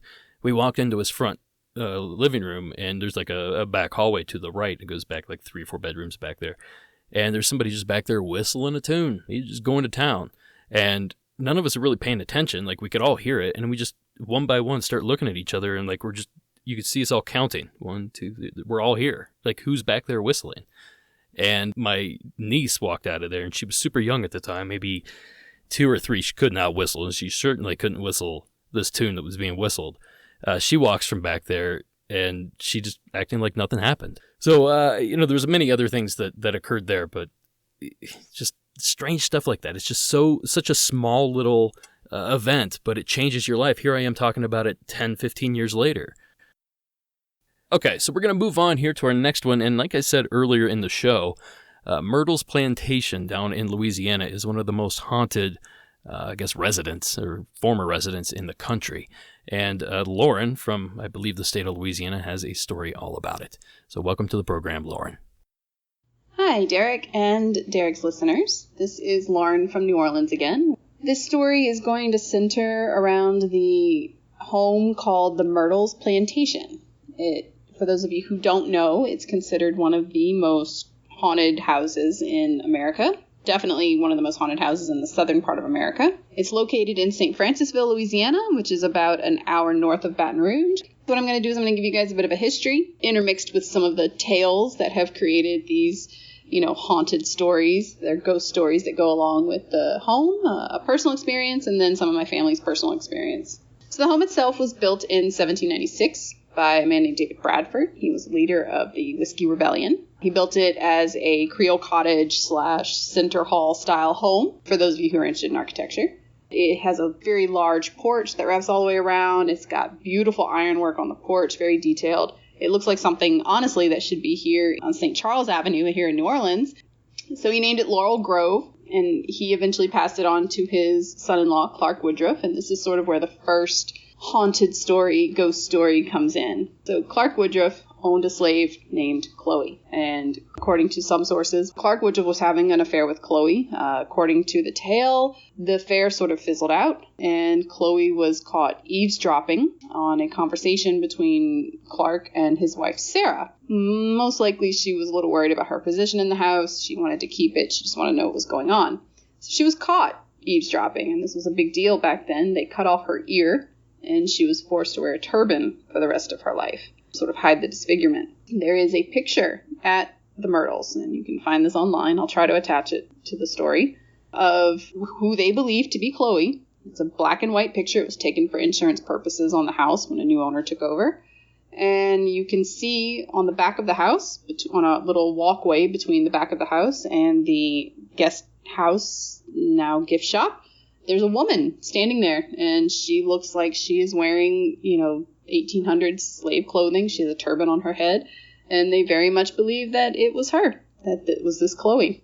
So back to the story. She was exiled to the fields. The home itself was an indigo plantation, so there were indigo fields surrounding it. That was how it made its money. She was exiled there. She did not want to stay there, so she devised a plan to return to the house. And this involved baking a cake for one of the children whose birthday was coming up, one of Clark Woodruff's children. And her plan was to boil oleander. When you boil oleander, it creates a poison similar to arsenic, I believe. And she was just going to sort of lace the cake with this and make the family sick. She expected them to ask for her to nurse them back to health, and she would be back in the good graces of the family and allowed back in the home. And that was her plan. Unfortunately, everything went horribly wrong. Sarah and two of the children, Clark Woodruff's wife, and two of the children died. She did the poison a little too strong. They passed away from eating it. She was found out and dragged into the field and hung from a tree. At the time, they believed that you were supposed to cover mirrors. This is part of mirror folklore, mirror lore. When somebody dies in a house, you are to cover the mirror so that their soul does not get trapped in the mirror. Apparently, this mirror was forgotten when these children and Sarah died, and now is marked by their handprints trying to get out of the mirror. This mirror still hangs in the house. It's in the center hall of the house, and across from the stairs. You can see it. They've changed, according to the story, they have changed the back, they've changed the frame, but always the prints come back. So the house passed to a man named Ruffin Sterling. He expanded it, made it a little bit bigger, and he's the one who gave it the name of the Myrtles because it was surrounded by crepe myrtle trees, which are everywhere down here. They bloom something awful, they get all over your car, but regardless, that's why it's named the Myrtles. It passed from him to a man named William Winter, who was a lawyer. Mr. Winter provides us with another ghost tale for the house. One evening, he was sitting in his parlor, and he was called out by a man on horseback to his porch. A man to see the lawyer, or a man to see the advocate. However, they would have said lawyer in the 1800s. And he stepped out onto the side porch, was immediately shot. He staggered back into the home, managed to make it about halfway up the staircase to the 17th step where he died. According to stories, you can still hear the entire thing reenacted, from the call to the gunshot to the steps up to the 17th step and eventually, the man dying. You can still hear it to this day. Sometimes it is reenacted. The home has been featured on Unsolved Mysteries, Ghost Hunters, Ghost Adventures, and Travel Channel show Most Terrifying Places in America. When I worked there, it was about the same time that the Sci-Fi Ghost Hunters were there. They did their little episode while I was working there, just to give you I gave haunted tours, I told ghost stories, and I made reservations for customers, just general things that you would do at a bed and breakfast, because it is also a bed and breakfast. You can spend the night in this house if you have the gonads to do that. So I was giving a tour one evening. This is the only personal experience I have. I wasn't there very long. This is the only experience I have, and I'll leave it up to you to decide if it's an actual experience or not. I was giving a tour one evening. I was in the center hall where the mirror that I mentioned earlier is, and I was probably talking about it. I was up on the second or third step. I'm a little short. I wanted to be able to see everybody. I wanted everybody to see me. And I'm talking, everybody's paying attention, nobody's doing anything, and all of a sudden I hear people arguing. And I realize it's coming from the room, which is above me on that side of the house. There's only one room on the second floor of that side of the house. And, I'm getting a little frustrated with it because it's a little loud. It eventually calms down. We move on into the rest of the house. So I'm talking to a couple of guys after the tour, and they mentioned it to me. They said, "Did you hear that?" And I was like, "Yeah, it was obnoxious." I was trying to give a tour. I wasn't really so happy about it. And they said, "Yeah, we kind of felt the same way." We didn't really think we weren't trying to think it was paranormal. It was just, it was kind of rude if these people knew that I was trying to give a tour. Why were they being so loud? It was sort of that kind of conversation. So I finished locking up. I said goodbye to everybody. I made sure I was the last one there. There was no other workers there that night. I made sure everything was locked up and that, the people who were staying had everything they needed before I left. And as I'm locking up the guest house, I decide, on a whim, I was just like, you know what, let me just check the guest book. So I checked it, and there was nobody staying in the room where I heard that argument happening. And I was a little unnerved by that. I understand it's a big house. There's a lot of grounds around it. So I know it could have been coming from anywhere. I dig that. But I would swear it came from that room where I heard it was coming from. So that was my only experience. My parents had stayed there in the early 80s before I was born. And they had a couple of experiences. I got their stories from them separately. They divorced when I was very young, and they never mentioned it until I started working there when I was in college, and I asked them about their experiences separately. And this is what they told me. So they stayed there. They were taking a tour as part of their package, pretty much the same tour that I gave. And in the main hallway where that mirror and that staircase was that I mentioned earlier, there's a piano. It's still there to this day. Backs up underneath the stairs against a wall. And my dad was standing next to this piano. The tour group was in front of him, most likely facing the mirror, and there was another man on the other side of the piano, but there was nobody behind them. Everybody was in front of them. And as she's talking, he's listening, and all of a sudden one of the keys on the piano plays. Just ding. And he could see the man out of the corner of his eye, and he said, the man didn't move. The key played by itself. And my dad had his arms crossed. The guy had his arms crossed. There was nobody around that could have reached and played it without my dad seeing it. So he thought that was a little interesting. So that night, as they're trying to go to bed, my dad, he couldn't sleep. He was a little keyed up from the tour and, everything that was going on. And so he's just sort of laying there relaxing, and all of a sudden he hears footsteps. And he's like, okay, well, it's just another guest. They were staying in the main house on the second floor. There's a couple of rooms that had access to where they were. And so he thought it was just somebody, walking around the house. It's an old house. You hear footsteps across the house. Sounds like it's right next to you. And so he's listening, and it comes, he realizes it sounds more like it's in his room. Starts getting a little nervous. And he says it sounded like it went from the doorway around the bed to his side of the bed, paused, and then sort of walked towards the bathroom and faded out.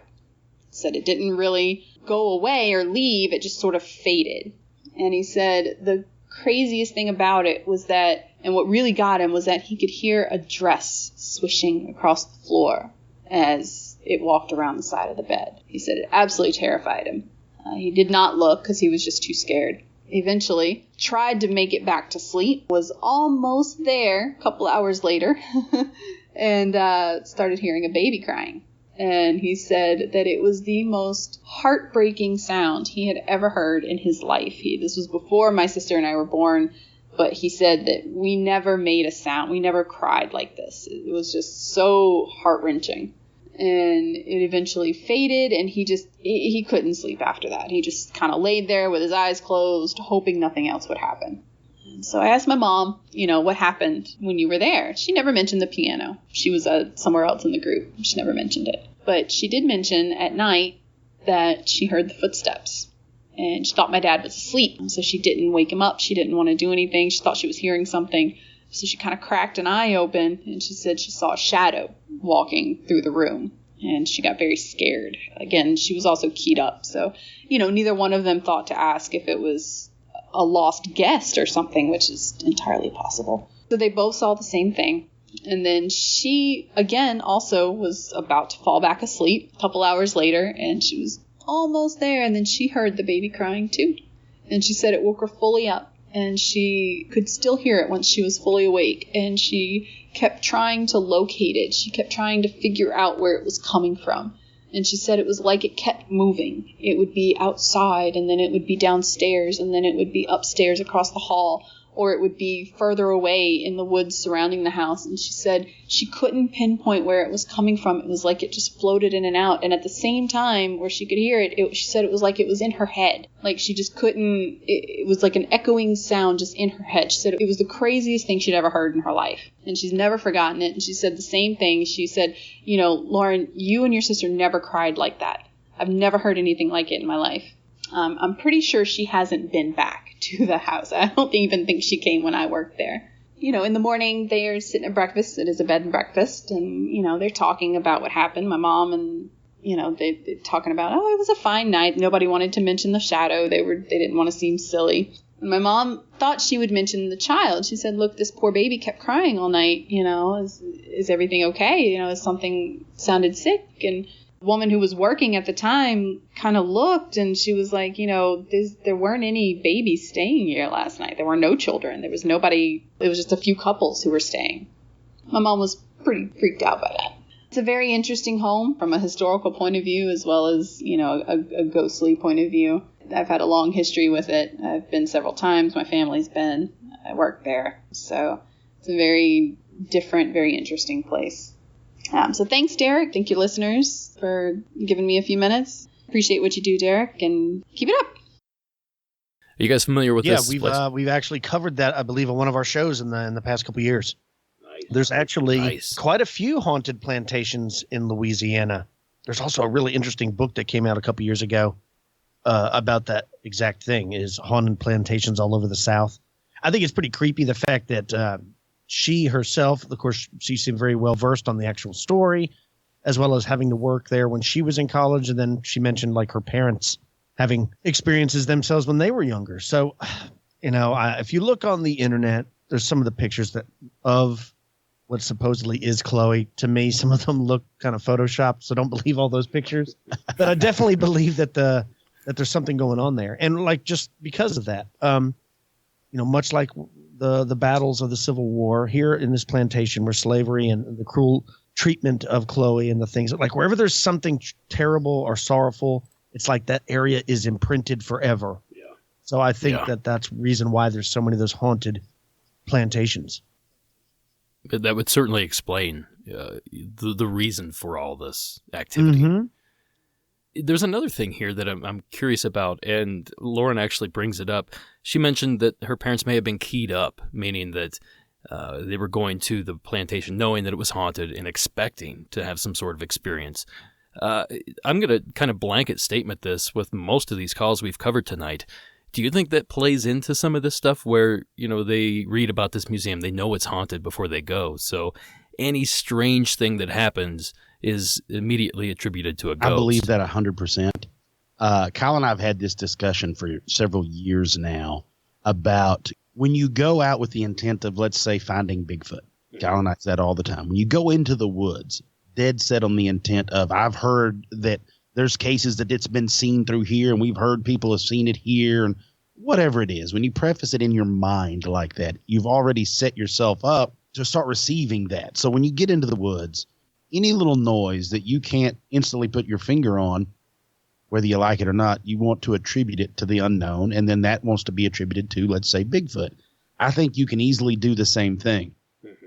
I think if all of these places were to never report they were haunted, and there was nothing ever online, and there was no place to find anything about haunted, you would probably receive much fewer reports. Right, yeah. But I believe that when you go in there with that intent, and that being said, maybe that intent is what manifests some of these things as you go in there. Like we talk about fault forms, and we talk about tulpas, and for the human being to manifest certain things. So it could be, of course, you know, either way. It could be the pendulum of one way or the other. But I think if you go in thinking or hoping that you're going to have some sort of experience, you're either going to credit something that might not be a true experience to it, or you're going to set yourself up for a complete failure, and you're going to be unimpressed with where you just went. Whereas if you go in, try to be as even-keeled, middle of the road as you can, that seems to be a lot of times whenever people have the experience, like it's almost like it's trying to impress them. Yeah, and like Cam said, we actually had a gentleman on before that was like into researching Bigfoot, and he was, contacted by a particular group that were going out to this area. I don't remember what state it was in, and they were doing the wood knocking and the whooping and stuff, and they were getting responses. And they'd been out, doing this for years, and all of a sudden they started getting responses, and he was interested. He went out there, and then he got a call from another group that was in the same area, and they were claiming that they were having a lot of success. So he accompanied them, and it turned out it was one group of researchers wood knocking, and then another group of researchers wood knocking back and whooping back and forth, and it was just people. I'm not surprised at all, and I think I've heard this joke a couple times. That you're watching like Finding Bigfoot, and of course they're up on a hillside, like howling into the wind, and they're just getting answers from other people doing the same thing, and that's always the running joke. And you might be onto something there. I mean, that could explain. That makes more sense than a big hairy monster in the woods. It's not more fun, but it makes more sense. Right. It does make sense to me. So I think if you're going in that mindset, you may be more susceptible to being fooled, or like Cam said, the spirits or whatever they are know that you're in tune and looking for that. And so they start, you've seen the shows where please make a sound if you're here, or you want us to leave, turn the light off, or, I think both things are happening. Yeah. Well, Myrtle's Plantation is certainly high on the list of haunted places in the United States, and it's definitely high on my list of places I want to visit. I am excited to know that it is a bed and breakfast, so I might actually try to stay there if I ever make it down that direction. Yeah, that'd be cool. I'll let you guys know what happens, or you can come by and have a nightcap. We'll just all go. Yeah, there you go. We'll just have a conference or something. We'll just all set up. Everybody just grab a camera and let's just head that way and see what happens. You saying that, there was a very interesting hotel in Cimarron, New Mexico that me and Cam have both been to, and it's the same kind of thing. You can stay the night there. If you go down to the bar, there's bullet holes in the ceiling and stuff where gunfights went. That's awesome. And there's like 2 rooms that they do not rent out to people. And according to the staff, like they made a deal with the ghost that they wouldn't rent out that room. And since they made that deal, like the activity has died way down. But I don't know. It'd still be cool to go to. The St. James Hotel in Cimarron, New Mexico. Mm-hmm. Very interesting. I'll have to look that place up. I haven't heard of it. Well, guys, we're down to our final call of the evening. And this one is a little bit different from the rest. I really enjoyed this one, so I kind of saved it to the last. So to move things along here, I would like to welcome Sean to the program all the way from Canada. Sean, let's hear it. Hey, Derek. This is for your museum episode. Now, I don't work at a museum, but I had an experience at a museum, so I figured why not submit the story. So this takes place in my hometown of Glace Bay, which is in Nova Scotia, at a museum called Cape Breton Miners Museum. It's on the shores of the Atlantic Ocean. It's an old coal mine that they've converted into a museum, so you can go down into the mines, and old miners would tell tales and stories of how the mine operated and whatnot. But anyways, I was about 17 or 18 years old. Me and my best friend were down skateboarding late at night, probably 2 or 3 in the morning. I mean, this is something we did all the time. Being out that late skateboarding was a regular thing for us at that age. But we figured we would skate down to the museum and skate some curbs. And during that, we decided to take a break and kind of just lean up against the side of the building. Beside a bay door, I guess. It wouldn't be a bay door. It's more like a emergency exit or a loading door. So we're leaning up against these doors, and we could hear commotion from inside the building. Now, it's 3 in the morning, so we're thinking, what the hell is all this noise? So we put our ears up to the door. It's like an aluminum door, and we could hear what sounded like people talking, sound like rail cars moving, like that sound of a sword being sharpened, like the rails against the car wheel. It sounded like the mine was just in full swing, and it was really bizarre because, again, it's like 3 in the morning. So me and my buddy were looking at each other and we're like, holy crap, this is pretty messed up. Like, this place has to be haunted, right? Like, crazy. So we leave and don't really think much of it until about a week later. We're skateboarding downtown, which is probably only 3 or 4 kilometers away from the museum. And we're telling our friends that we think the mine's haunted because we could hear all these crazy sounds and whatnot coming through the doors. So about, 6 or 7 of them were like, well, let's all go right now. And again, it's really late. It's probably 2 in the morning. So we all walk down, skate down to the museum, and we don't go to the front doors, okay? So around the perimeter of the building, there's quite a few loading doors, I guess you would say. So we split up into a couple groups. I'm at the same door I was at the week before with 2 new people, and we all have our ears to the door, and everybody's kind of hushing each other so they could hear. And sure enough, we start hearing the commotion and the noise and what sounds like men yelling. You can't exactly make out what they're saying, but you know they're saying things.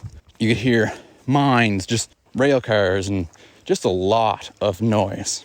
And they back away from the door, and they're looking at me, and I'm like, told yous. I friggin' told yous. So they're like, everybody's wanting to hear because everybody's at different doors, but not all the doors have the noise. So everybody's kind of crowding around the doors and trying to get a listen. So we go back to listening again, and while our ears are to the door, we hear a click. And what the click was the inside push bar on the door to open the door up clicked. And we all stepped back from the door, me and two other people, and we looked at each other like, what the hell was that? And the doors slowly opened, just enough where you could tell that they were opening. Now, if I recall correctly, I don't believe there's handles on the outside of these doors, just the inside to push them open. And one of my buddies, bit of a tough guy, he put his fingers between the little opening in the doors, and he swung the doors wide open, yelling in like, come on, or whatever he yelled into the museum. And when those doors opened, it was like a lightning show was going off inside this place. It was literally like if someone was turning the lights off and on, off and on, off and on as fast as they could. Some people said they could see a guy. When I look back in it in my mind's eye, it feels like tiles were falling from the roof. It just didn't make sense. But when he swung the doors wide open, they slammed back shut. But for the brief, second or two of it happening, you could tell it was just mayhem inside that building with the lights just flicking on and off crazy. So we all run away. We're all nervous, and there's some girls screaming and some dudes who are upset. And I'm thinking, we're going to get in trouble for break and enter, so we better get the hell out of here because we definitely probably set off an alarm or something. Anyway, my buddy Fee, he decides he's going to investigate this further and find out whether or not there's security at this place during the night that could have been messing with us, or do they play recordings of the mine, just anything to kind of validate what was happening. So it turns out they don't have security at this museum. It's just, I think there's like not a whole lot of staff that even work there in the first place. It's pretty low budget. They do their best, and there's no security. There was no talk of an alarm going off, nothing. They basically told him, no, they don't play recordings. There's nothing like that. So we were kind of baffled after the fact. But I was meaning to submit this story to you long ago because I love your podcast. And before I decided I was going to submit the story, that I figured I would do a little bit of investigation myself because I know you would. So I Google Cape Breton Miners Museum hauntings. And of course, quite a few articles come up. Men have died in the mine while working. But one in particular is about a staff member who states that there's a ghost there, or a presence, that opens and slams doors. And how interesting is that? Because that's exactly what happened to us that night. That door opened up for us, and it was wild. So I hope you could use this for your museum episode. I really enjoy your podcast. I love hearing crazy, creepy stories. Anyways, thanks. Bye. Wow. That's very cool. The fact that they weren't aware of that place being haunted, and then later after their experience, they looked it up, and that's exactly what they saw. I also like the part where they, like, when they slung the doors open, the lights were flashing like a rave or something was going on in there. That's crazy. Something that sounds to me like something like poltergeist activity. Yeah, it's exactly what it sounds like. And I thought it was pretty interesting. His mention that, him and his buddy found it first. It didn't sound like they thought it was paranormal. They just thought it was some weird activity going on in there, meaning malfunction or something along those lines. And it wasn't until he brought the entire group that they all started to think this may be supernatural. Yeah, no. I pictured the Faraday cage, just a blue light just crackling and jumping off of everything in there. And then imagine going back and there's nothing in there. You're like, wait a second. It's like Ghostbusters when Dana opens the fridge door. Yeah, I picture there was probably a time machine in that warehouse, and they opened it just as it was leaving. Wait, was this Indiana Jones's warehouse? Yeah, they never claimed what it was, right? Well, he also mentions the coal mining, and again, that's tragedy. That's hardship. That's heartache. If you guys have ever known anybody that worked in the mines, I knew some older guys, when I was younger, that they had black lung, they could barely talk. It's not if the mine and coal is going to kill you, it's how and when. It seems like it's a super dangerous job. So anytime you have elements like that in a location like this with history combined, there's ghosts. Again, it just the same things keep popping up. And I could also see how you would mistaken it for somebody messing with you. As a kid, we had some power lines get blown down in a storm, and they were just enough where they were dancing along a no-climb fence around the roping arena, and so it would hit along the arena fence, and it would throw balls about the size of a volleyball, it looked like, of electricity, would roll down the fence and then get on the ground. And I couldn't have been more than about 11 or 12, and I remember seeing it and getting out of the house, and this is like 11 o'clock at night, and walking down to where it was at, like, what is going on? Just not, of course, having a clue till you get up and see it's, of course, electricity. And then you're like, and you back up. But the blue light and the sound, if you didn't know what that was, and you heard it and you slung open a building that was supposed to be abandoned and power was still on and hot dancing in there causing that, there's no telling what you would think. But when you find out that there's way more, and also there's, of course, no downed power lines in there, well, then it changes everything. Yeah. We also have these theories about ghosts or spirits using electricity to manifest themselves or to manifest different activities. And if there is let's say there is some sort of malfunction in there with their electricity, I don't even know what would cause what he described. Every single junction box in the building is arcing or something. Maybe that helps explain what's going on there. Maybe they're drawing some of this energy, and that's why they're able to manifest. I realize this is really throwing some theories out there, but we're in good company, so there's no problem throwing out wild theories and seeing what sticks. And I always think about the Terminator. Yeah, remember the Cyberdyne. time travel? Yeah, and it's just bouncing off the alleyways. They're sending back a T-800 to find Sarah Connor. That's right. Awesome stuff.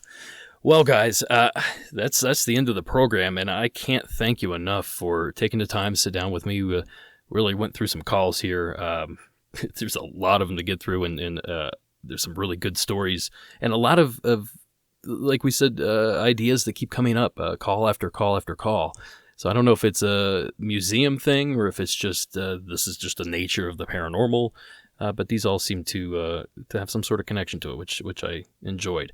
But while we're here, why don't you guys tell us where you can find Expanded Perspectives, when you guys release new shows.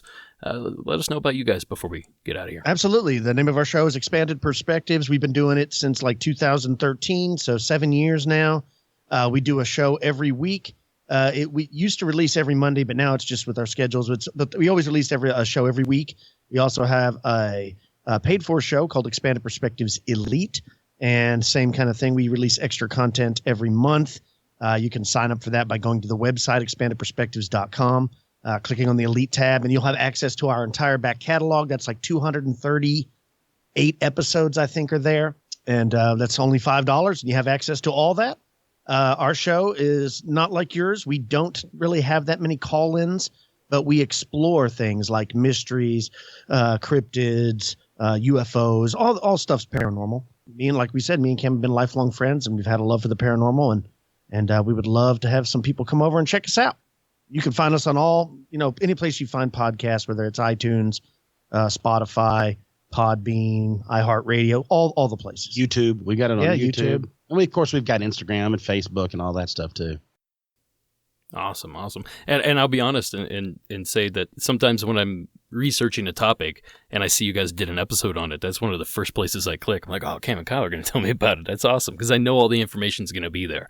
There's experience you guys talk about, there's the information, there's the history, your opinions, and you guys do it with flair and an entertaining style, and you guys obviously have a great relationship that shows through the podcast. So if you guys like spooky stuff and you're listening to this, so you obviously do, go check out Expanded Perspectives. Yeah, today. man, thank you so much for having us on. I was very interested in getting together and talking about museums, but now, after listening to all the stories at all these museums, I'm not so sure I want to go to any museums. Now I think I'm out. The funny thing is, I'm thinking I might put a list together of different museums to go to now. I'm a glutton for punishment. We're going to tune in and listen, because we're not going. Oh, it'll be a video. You'll see me die. Oh, perfect. In person. Yeah, easy. You'll see me get possessed or whatever. Monsters Among Us is written and produced by me, Derek Hayes. Additional support is provided by Addie Lloyd and Sarah Carter Hayes. All audio used in this production is done so under the protection of fair use. Thank you so much for listening, and until next week.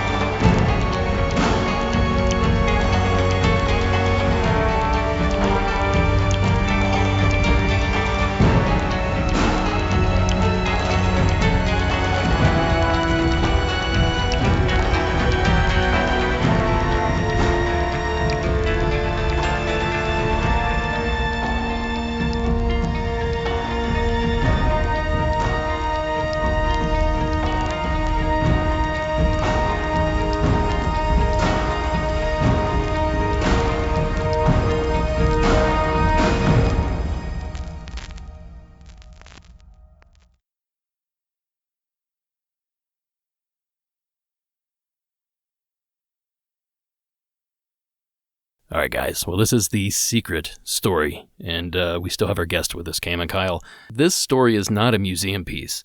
This story is a Glimmerman piece. And if I'm not mistaken, you guys coined the phrase Glimmerman. Is that correct? This is true. I guess we have to take credit for that. Yeah, it's something we've spoken to you about and to a lot of people about, is this is one of those things that doesn't make a lot of sense.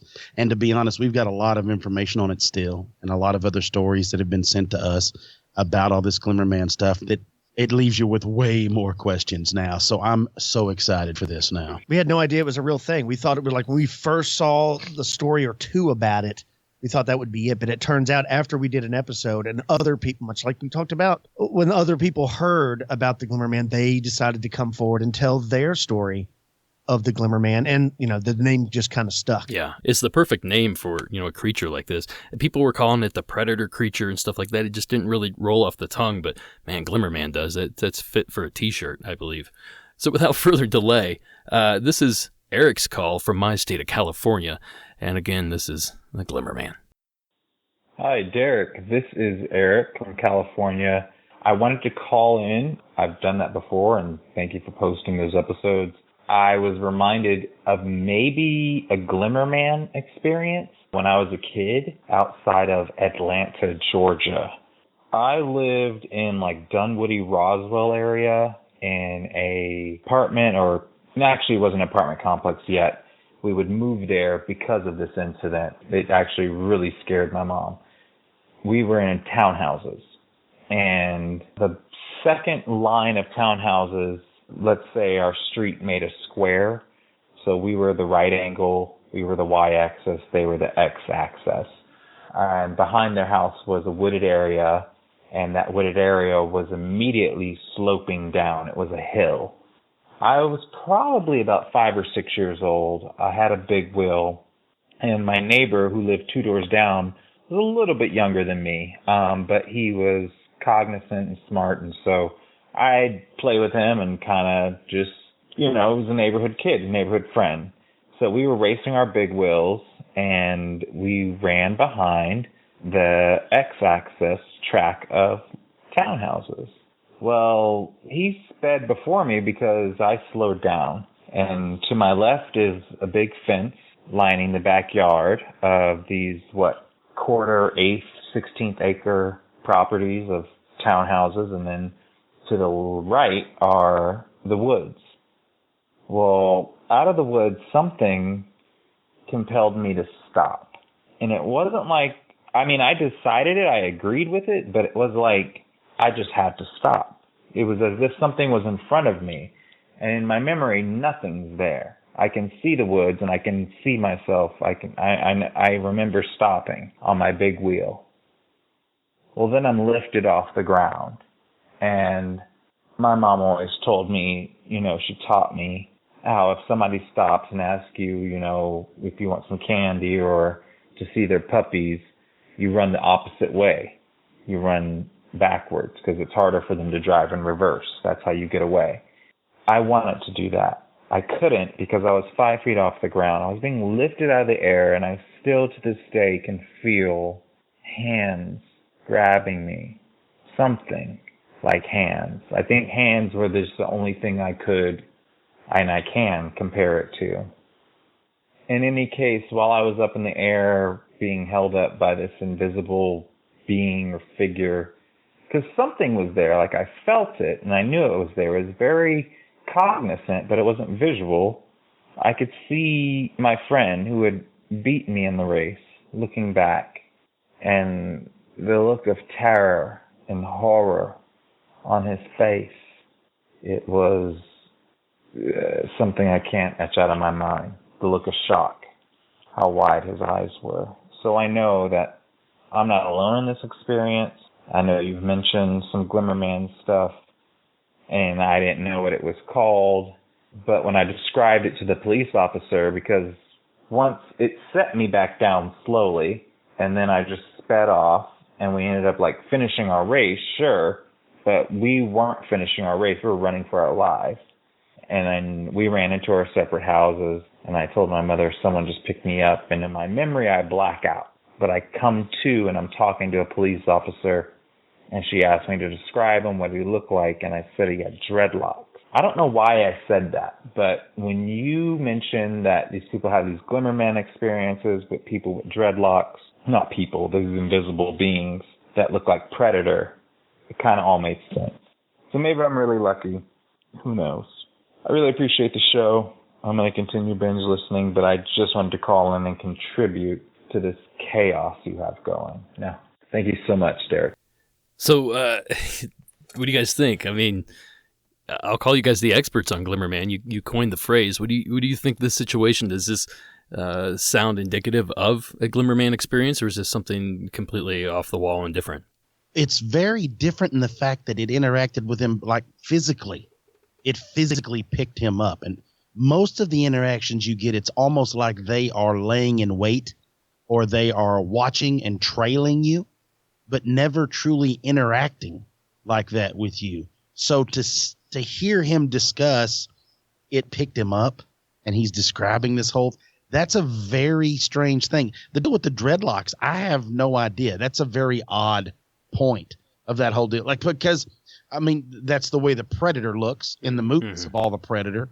So man, I don't know, that part's, I've not heard one described yet that we've received of the dreadlocks. I have not heard one about the actual dreadlocks being described, but so many witnesses, that's exactly what they claim, is this thing looked like the creature, the Predator from the movie. Now, not the alien when it's not cloaked. When it's cloaked, that's what it looks like. It looks like the figure of a man, bipedal, but it's blurry. I remember one of the earliest recordings ever, sightings that was ever sent to us, was the guy said it looked like saran wrap almost, and that you couldn't quite focus on it. And so there's lots of theories out there. Some people, some of the experiencers believe that it's extraterrestrial. Some think it's demonic. Some people even think that it's fae folk, because a lot of the sightings that where people encounter these, they are walking, minding their own business, like say going for a hike or hunting, and they all of a sudden feel this foreboding, this dread come over them, and then they start getting the feeling that they're being watched. And then somehow they'll notice the movement in the trees and they'll see it. But almost every one of the sightings that happens, whatever this is, it notices you noticing it. And it doesn't seem to like it. It'll often hide behind trees, things like that. Sometimes it's described as having glowing eyes, but nothing outrageous. Like it's never 12 feet tall. It's always like just 6 to 7 feet tall, the shape of a man, but it's somehow trying to camouflage itself, but like it's not working properly, like it's messing up, and it knows like, oh man, why does this person see me? They're not supposed to be able to see me. And then they'll either slink off or disappear. I know that people have also said that they think it's like the military or some secret organization testing out some high-tech camouflage. I don't know. I will say this on it, and this is one of those little caveats that's very, very strange when you look into this whole Glimmerman thing. When I say the name Joseph Allen Hynek, a lot of people don't know that his first name was Joseph, but they know him as J. Allen Hynek. And J. Allen Hynek he's the, like, UFOs researcher. He is the man that was the scientific advisor for UFO studies for the United States Air Force. Yeah, Project Blue Book. And Project Grudge and Project Sign. So he did all three of those. I bring him up because the strangest thing about that is Hynek and his wife, they have 5 kids. That's not strange. The strange thing is his son Joel won an Oscar as a visual effects supervisor because he oversaw the design of the camouflage effect in the movie The Predator. Oh, wow. So you take that little tidbit for whatever you want to take it for, but it's almost like, did he hear his dad talk about something? Right. Was there something from that whole deal? I don't know. But that little bitty thread could lead to a whole sweater. We just have to chase it down. Yeah, for the uninitiated, I mean, J. Allen Hynek was hired to look into the UFO phenomenon, was a skeptic at first, was not convinced of it being real. And then over the years of studying it, he was completely convinced that it was real by the time he retired. And much like Cam's saying, it's awfully odd that his son was the visual director for The Predator, which, I mean, it makes you wonder. Because before we knew that information, because we didn't know that originally. No, not originally. When we started taking these sightings of the Glimmerman, we just thought, like, I wonder how the director came up with that. Did he perhaps hear a sighting from somebody and then decided, yeah, let's use that in the movie? But now, knowing that it was J. Allen Hynek's son, I absolutely convinced that his father probably told him something. Or he saw a video or a photo or something along those lines. And we've received different sightings that happened years before the movie. Mm-hmm. So that's interesting as well. Yeah, it's one of those things that it goes further back than I think any of us realized, and there's not enough to it to be a sighting like you would have with Bigfoot or even with Dogman or any of these cryptids. There's not enough there, but there is a little tiny subculture of people that have had an encounter with Glimmerman, and that whole thing.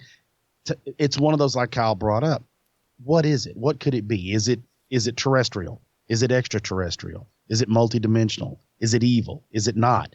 There's so many things that's all done off visual for the way we comprehend what we're dealing with. And when you don't have that visual any longer, it's just on the periphery, lingering and following you, of course, until this last encounter we just heard here.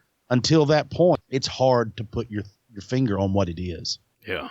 Did you guys see Missing 411, The Hunted, that recently came out? So you guys saw the Glimmerman segment in that film? Yes, towards the end, the woman. Mm-hmm. Yeah, that's Ohio. It's really close to where I went to college, actually, maybe 20 miles, something like that. Actually, no, it's probably more like 40 miles now that I think about it. But either way, like it seems like these things are all over the place. This one was in Georgia. That was Ohio. I've had several from Idaho. Some of my famous ones from Idaho, Justin and Harley up there. And some California as well. I had a few from California. Is there any sort of regional trend as to where these things may be? Are they close to military bases? Are they in certain states and not others? Like, do you guys noticed anything with that? Wooded areas. It seems to be, now we've got a few that have come from people have seen in town, but it seems to be mostly encountered by those in wooded areas, whether it's like in a park or in a public lands, like hunting or fishing or hiking or camping in public lands. It seems to be people encounter them. Look, for the old adage, it's silly, where you least expect it. Because like you would know going into like, oh, I'm going in the Pacific Northwest, I'm going to look for Bigfoot. I'm going into the Piney Woods, I'm going to look for Bigfoot. You know, there's certain places, you could go. It's almost like their habitat has no true rhyme or reason, kind of like we don't know what they're doing here. It's like, because you think about it, aside from the mild wavering appearance that they have or the slight magnification they may give or their edge, whatever it is, if they're not moving, you're going to walk right by them. Most people are looking at their phone anyway. So they're going to walk right by whatever it is if it's very still. And if you apply that same into the way that modern hunters and we have to get close to game animals, it's all about your smell and movement. So if you can contain those two, it doesn't really matter what you're wearing. Well, now imagine you're containing your smell, your movement, and your visual. So they can't even see you once you're still. You're clear, aside from a slight variant. So they could actually be anywhere. Yeah, most of the sightings we've received are from the United States. I think we did receive one from Poland, but just much like some of the Bigfoot sightings, there are UFO activity noticed before or after or within days of a sighting. So I don't know if that has any correlation or not. But when it comes to extraterrestrials and things like that, some of the times when the people talk about it notices them, seeing them, it reminds me of botched alien abductions. I'm not sure you're familiar with those, but there are some famous cases where whatever they use to put somebody under hypnosis to abduct them, it's like it doesn't work on everybody. And there are stories where people wake up and then the extraterrestrials are kind of like baffled, like why are they awake? Like why are they seeing what we're doing? It's like it doesn't work. And I'm wondering, the same type of thing with the Glimmerman is like, it's probably like, oh crap, why does it see me? It's not supposed to see me. I don't know. It's something that I never even heard of 10 years ago. And it's like now with shows like yours and like ours and websites like Phantoms and Monsters and things like that, it's getting out there and it seems like more people, I don't know if the sightings themselves are increasing or people are just coming forward now. And Kyle and I have discussed in private, we've never really brought it up on the show, but we have laughed and discussed in private that what if the Glimmerman is a collector for the aliens? Like they hire him, like because he has the ability to blend in. He has the ability to do this. And we've always talked about, well, how come nobody ever sees an abduction? Well, if it's at night, you have the ability to do what he does, and you work for or with the aliens, it would be real easy to pull that move off. And then also people have also written us and talked about, could it be an explanation for the people that have gone missing in the backcountry and the missing, like in some of the missing 411 cases. Yeah. Which was what he sort of hinted at in that film anyway. Yeah. It's very disturbing because there's no box to put it in. And as you know, as human beings, we like to have some title, hence the name Glimmerman. Like, we have to give it something so we can feel like it's feasible at this point. Now it's something we can grasp. Yeah, and let's not forget that the government recently has come forward and has acknowledged that there's off-world vehicles that are flying around. So it just makes you wonder, what else do they know? What did J. Allen Hynek find out? Perhaps the movie The Predator is really just a more far-fetched version of they're aware of this intergalactic hunter coming to Earth. I don't know. Man, could you imagine finding out that that thing is real? Right. I mean, it may not look like that, but maybe just the cloaked form. A lot of people have told me that they think it's like demonic. And some people have even talked about that they've manifested it they were in a bad place of their life when they had the encounter. Oh, interesting. So I don't know, but it's very, very interesting. You know, one thought that I keep thinking about these, and I am not a smart man by any means, so I'm going to botch this, but I know that there's other dimensions that we just can't experience. I don't know the details of all this. Maybe you guys do and can fill me in. But I do know that if there are higher dimensions, we necessarily can't see those, or we can't see those correctly. So, you know, this may be like a fifth dimensional being, and he appears like this glimmer shape because we just simply can't see into his dimension. We're just not wired for it, for lack of a better term. Does any of that hold water at all? Does it make sense? Yeah, absolutely. Theoretically, we live in a multiverse, and there's an infinite number of Derek Hayeses out there, all with little slight differences. I feel bad for every one of them. Right, and so that's what's been theorized. I've even heard crazy theories as like it's a multidimensional, like say Disneyland, and somewhere else, people like go to a theme park and they're able to eavesdrop on us here in this world, and they're cloaked, much like say you could pay an admission and go spy on ancient Egypt, right? And you could walk the streets and see what was going on, but no one there would be able to see you. I think a lot of people would be interested in something like that. It'd be very cool. It's all theories, folks. Nobody knows what this is. Sure. But I mean, it may even be just another form of ghost for all I know. That's a very good point. Yeah. Whatever they are, they're terrifying and fascinating at the same time, and they don't seem to be letting up. I keep receiving calls, and I knew that when I had you guys on, I had to share a Glimmerman call. So I'm glad I had that one in the back pocket there to share. So a big thank you to Eric, and a big thank you to you guys for sticking around to the end of this thing. Again, go listen to Expanded Perspectives. It's an excellent show. These guys are amazing. They've been good friends of me for a long time. Thanks, guys, so much for coming on, and have a great night. Thank you. Thanks, man.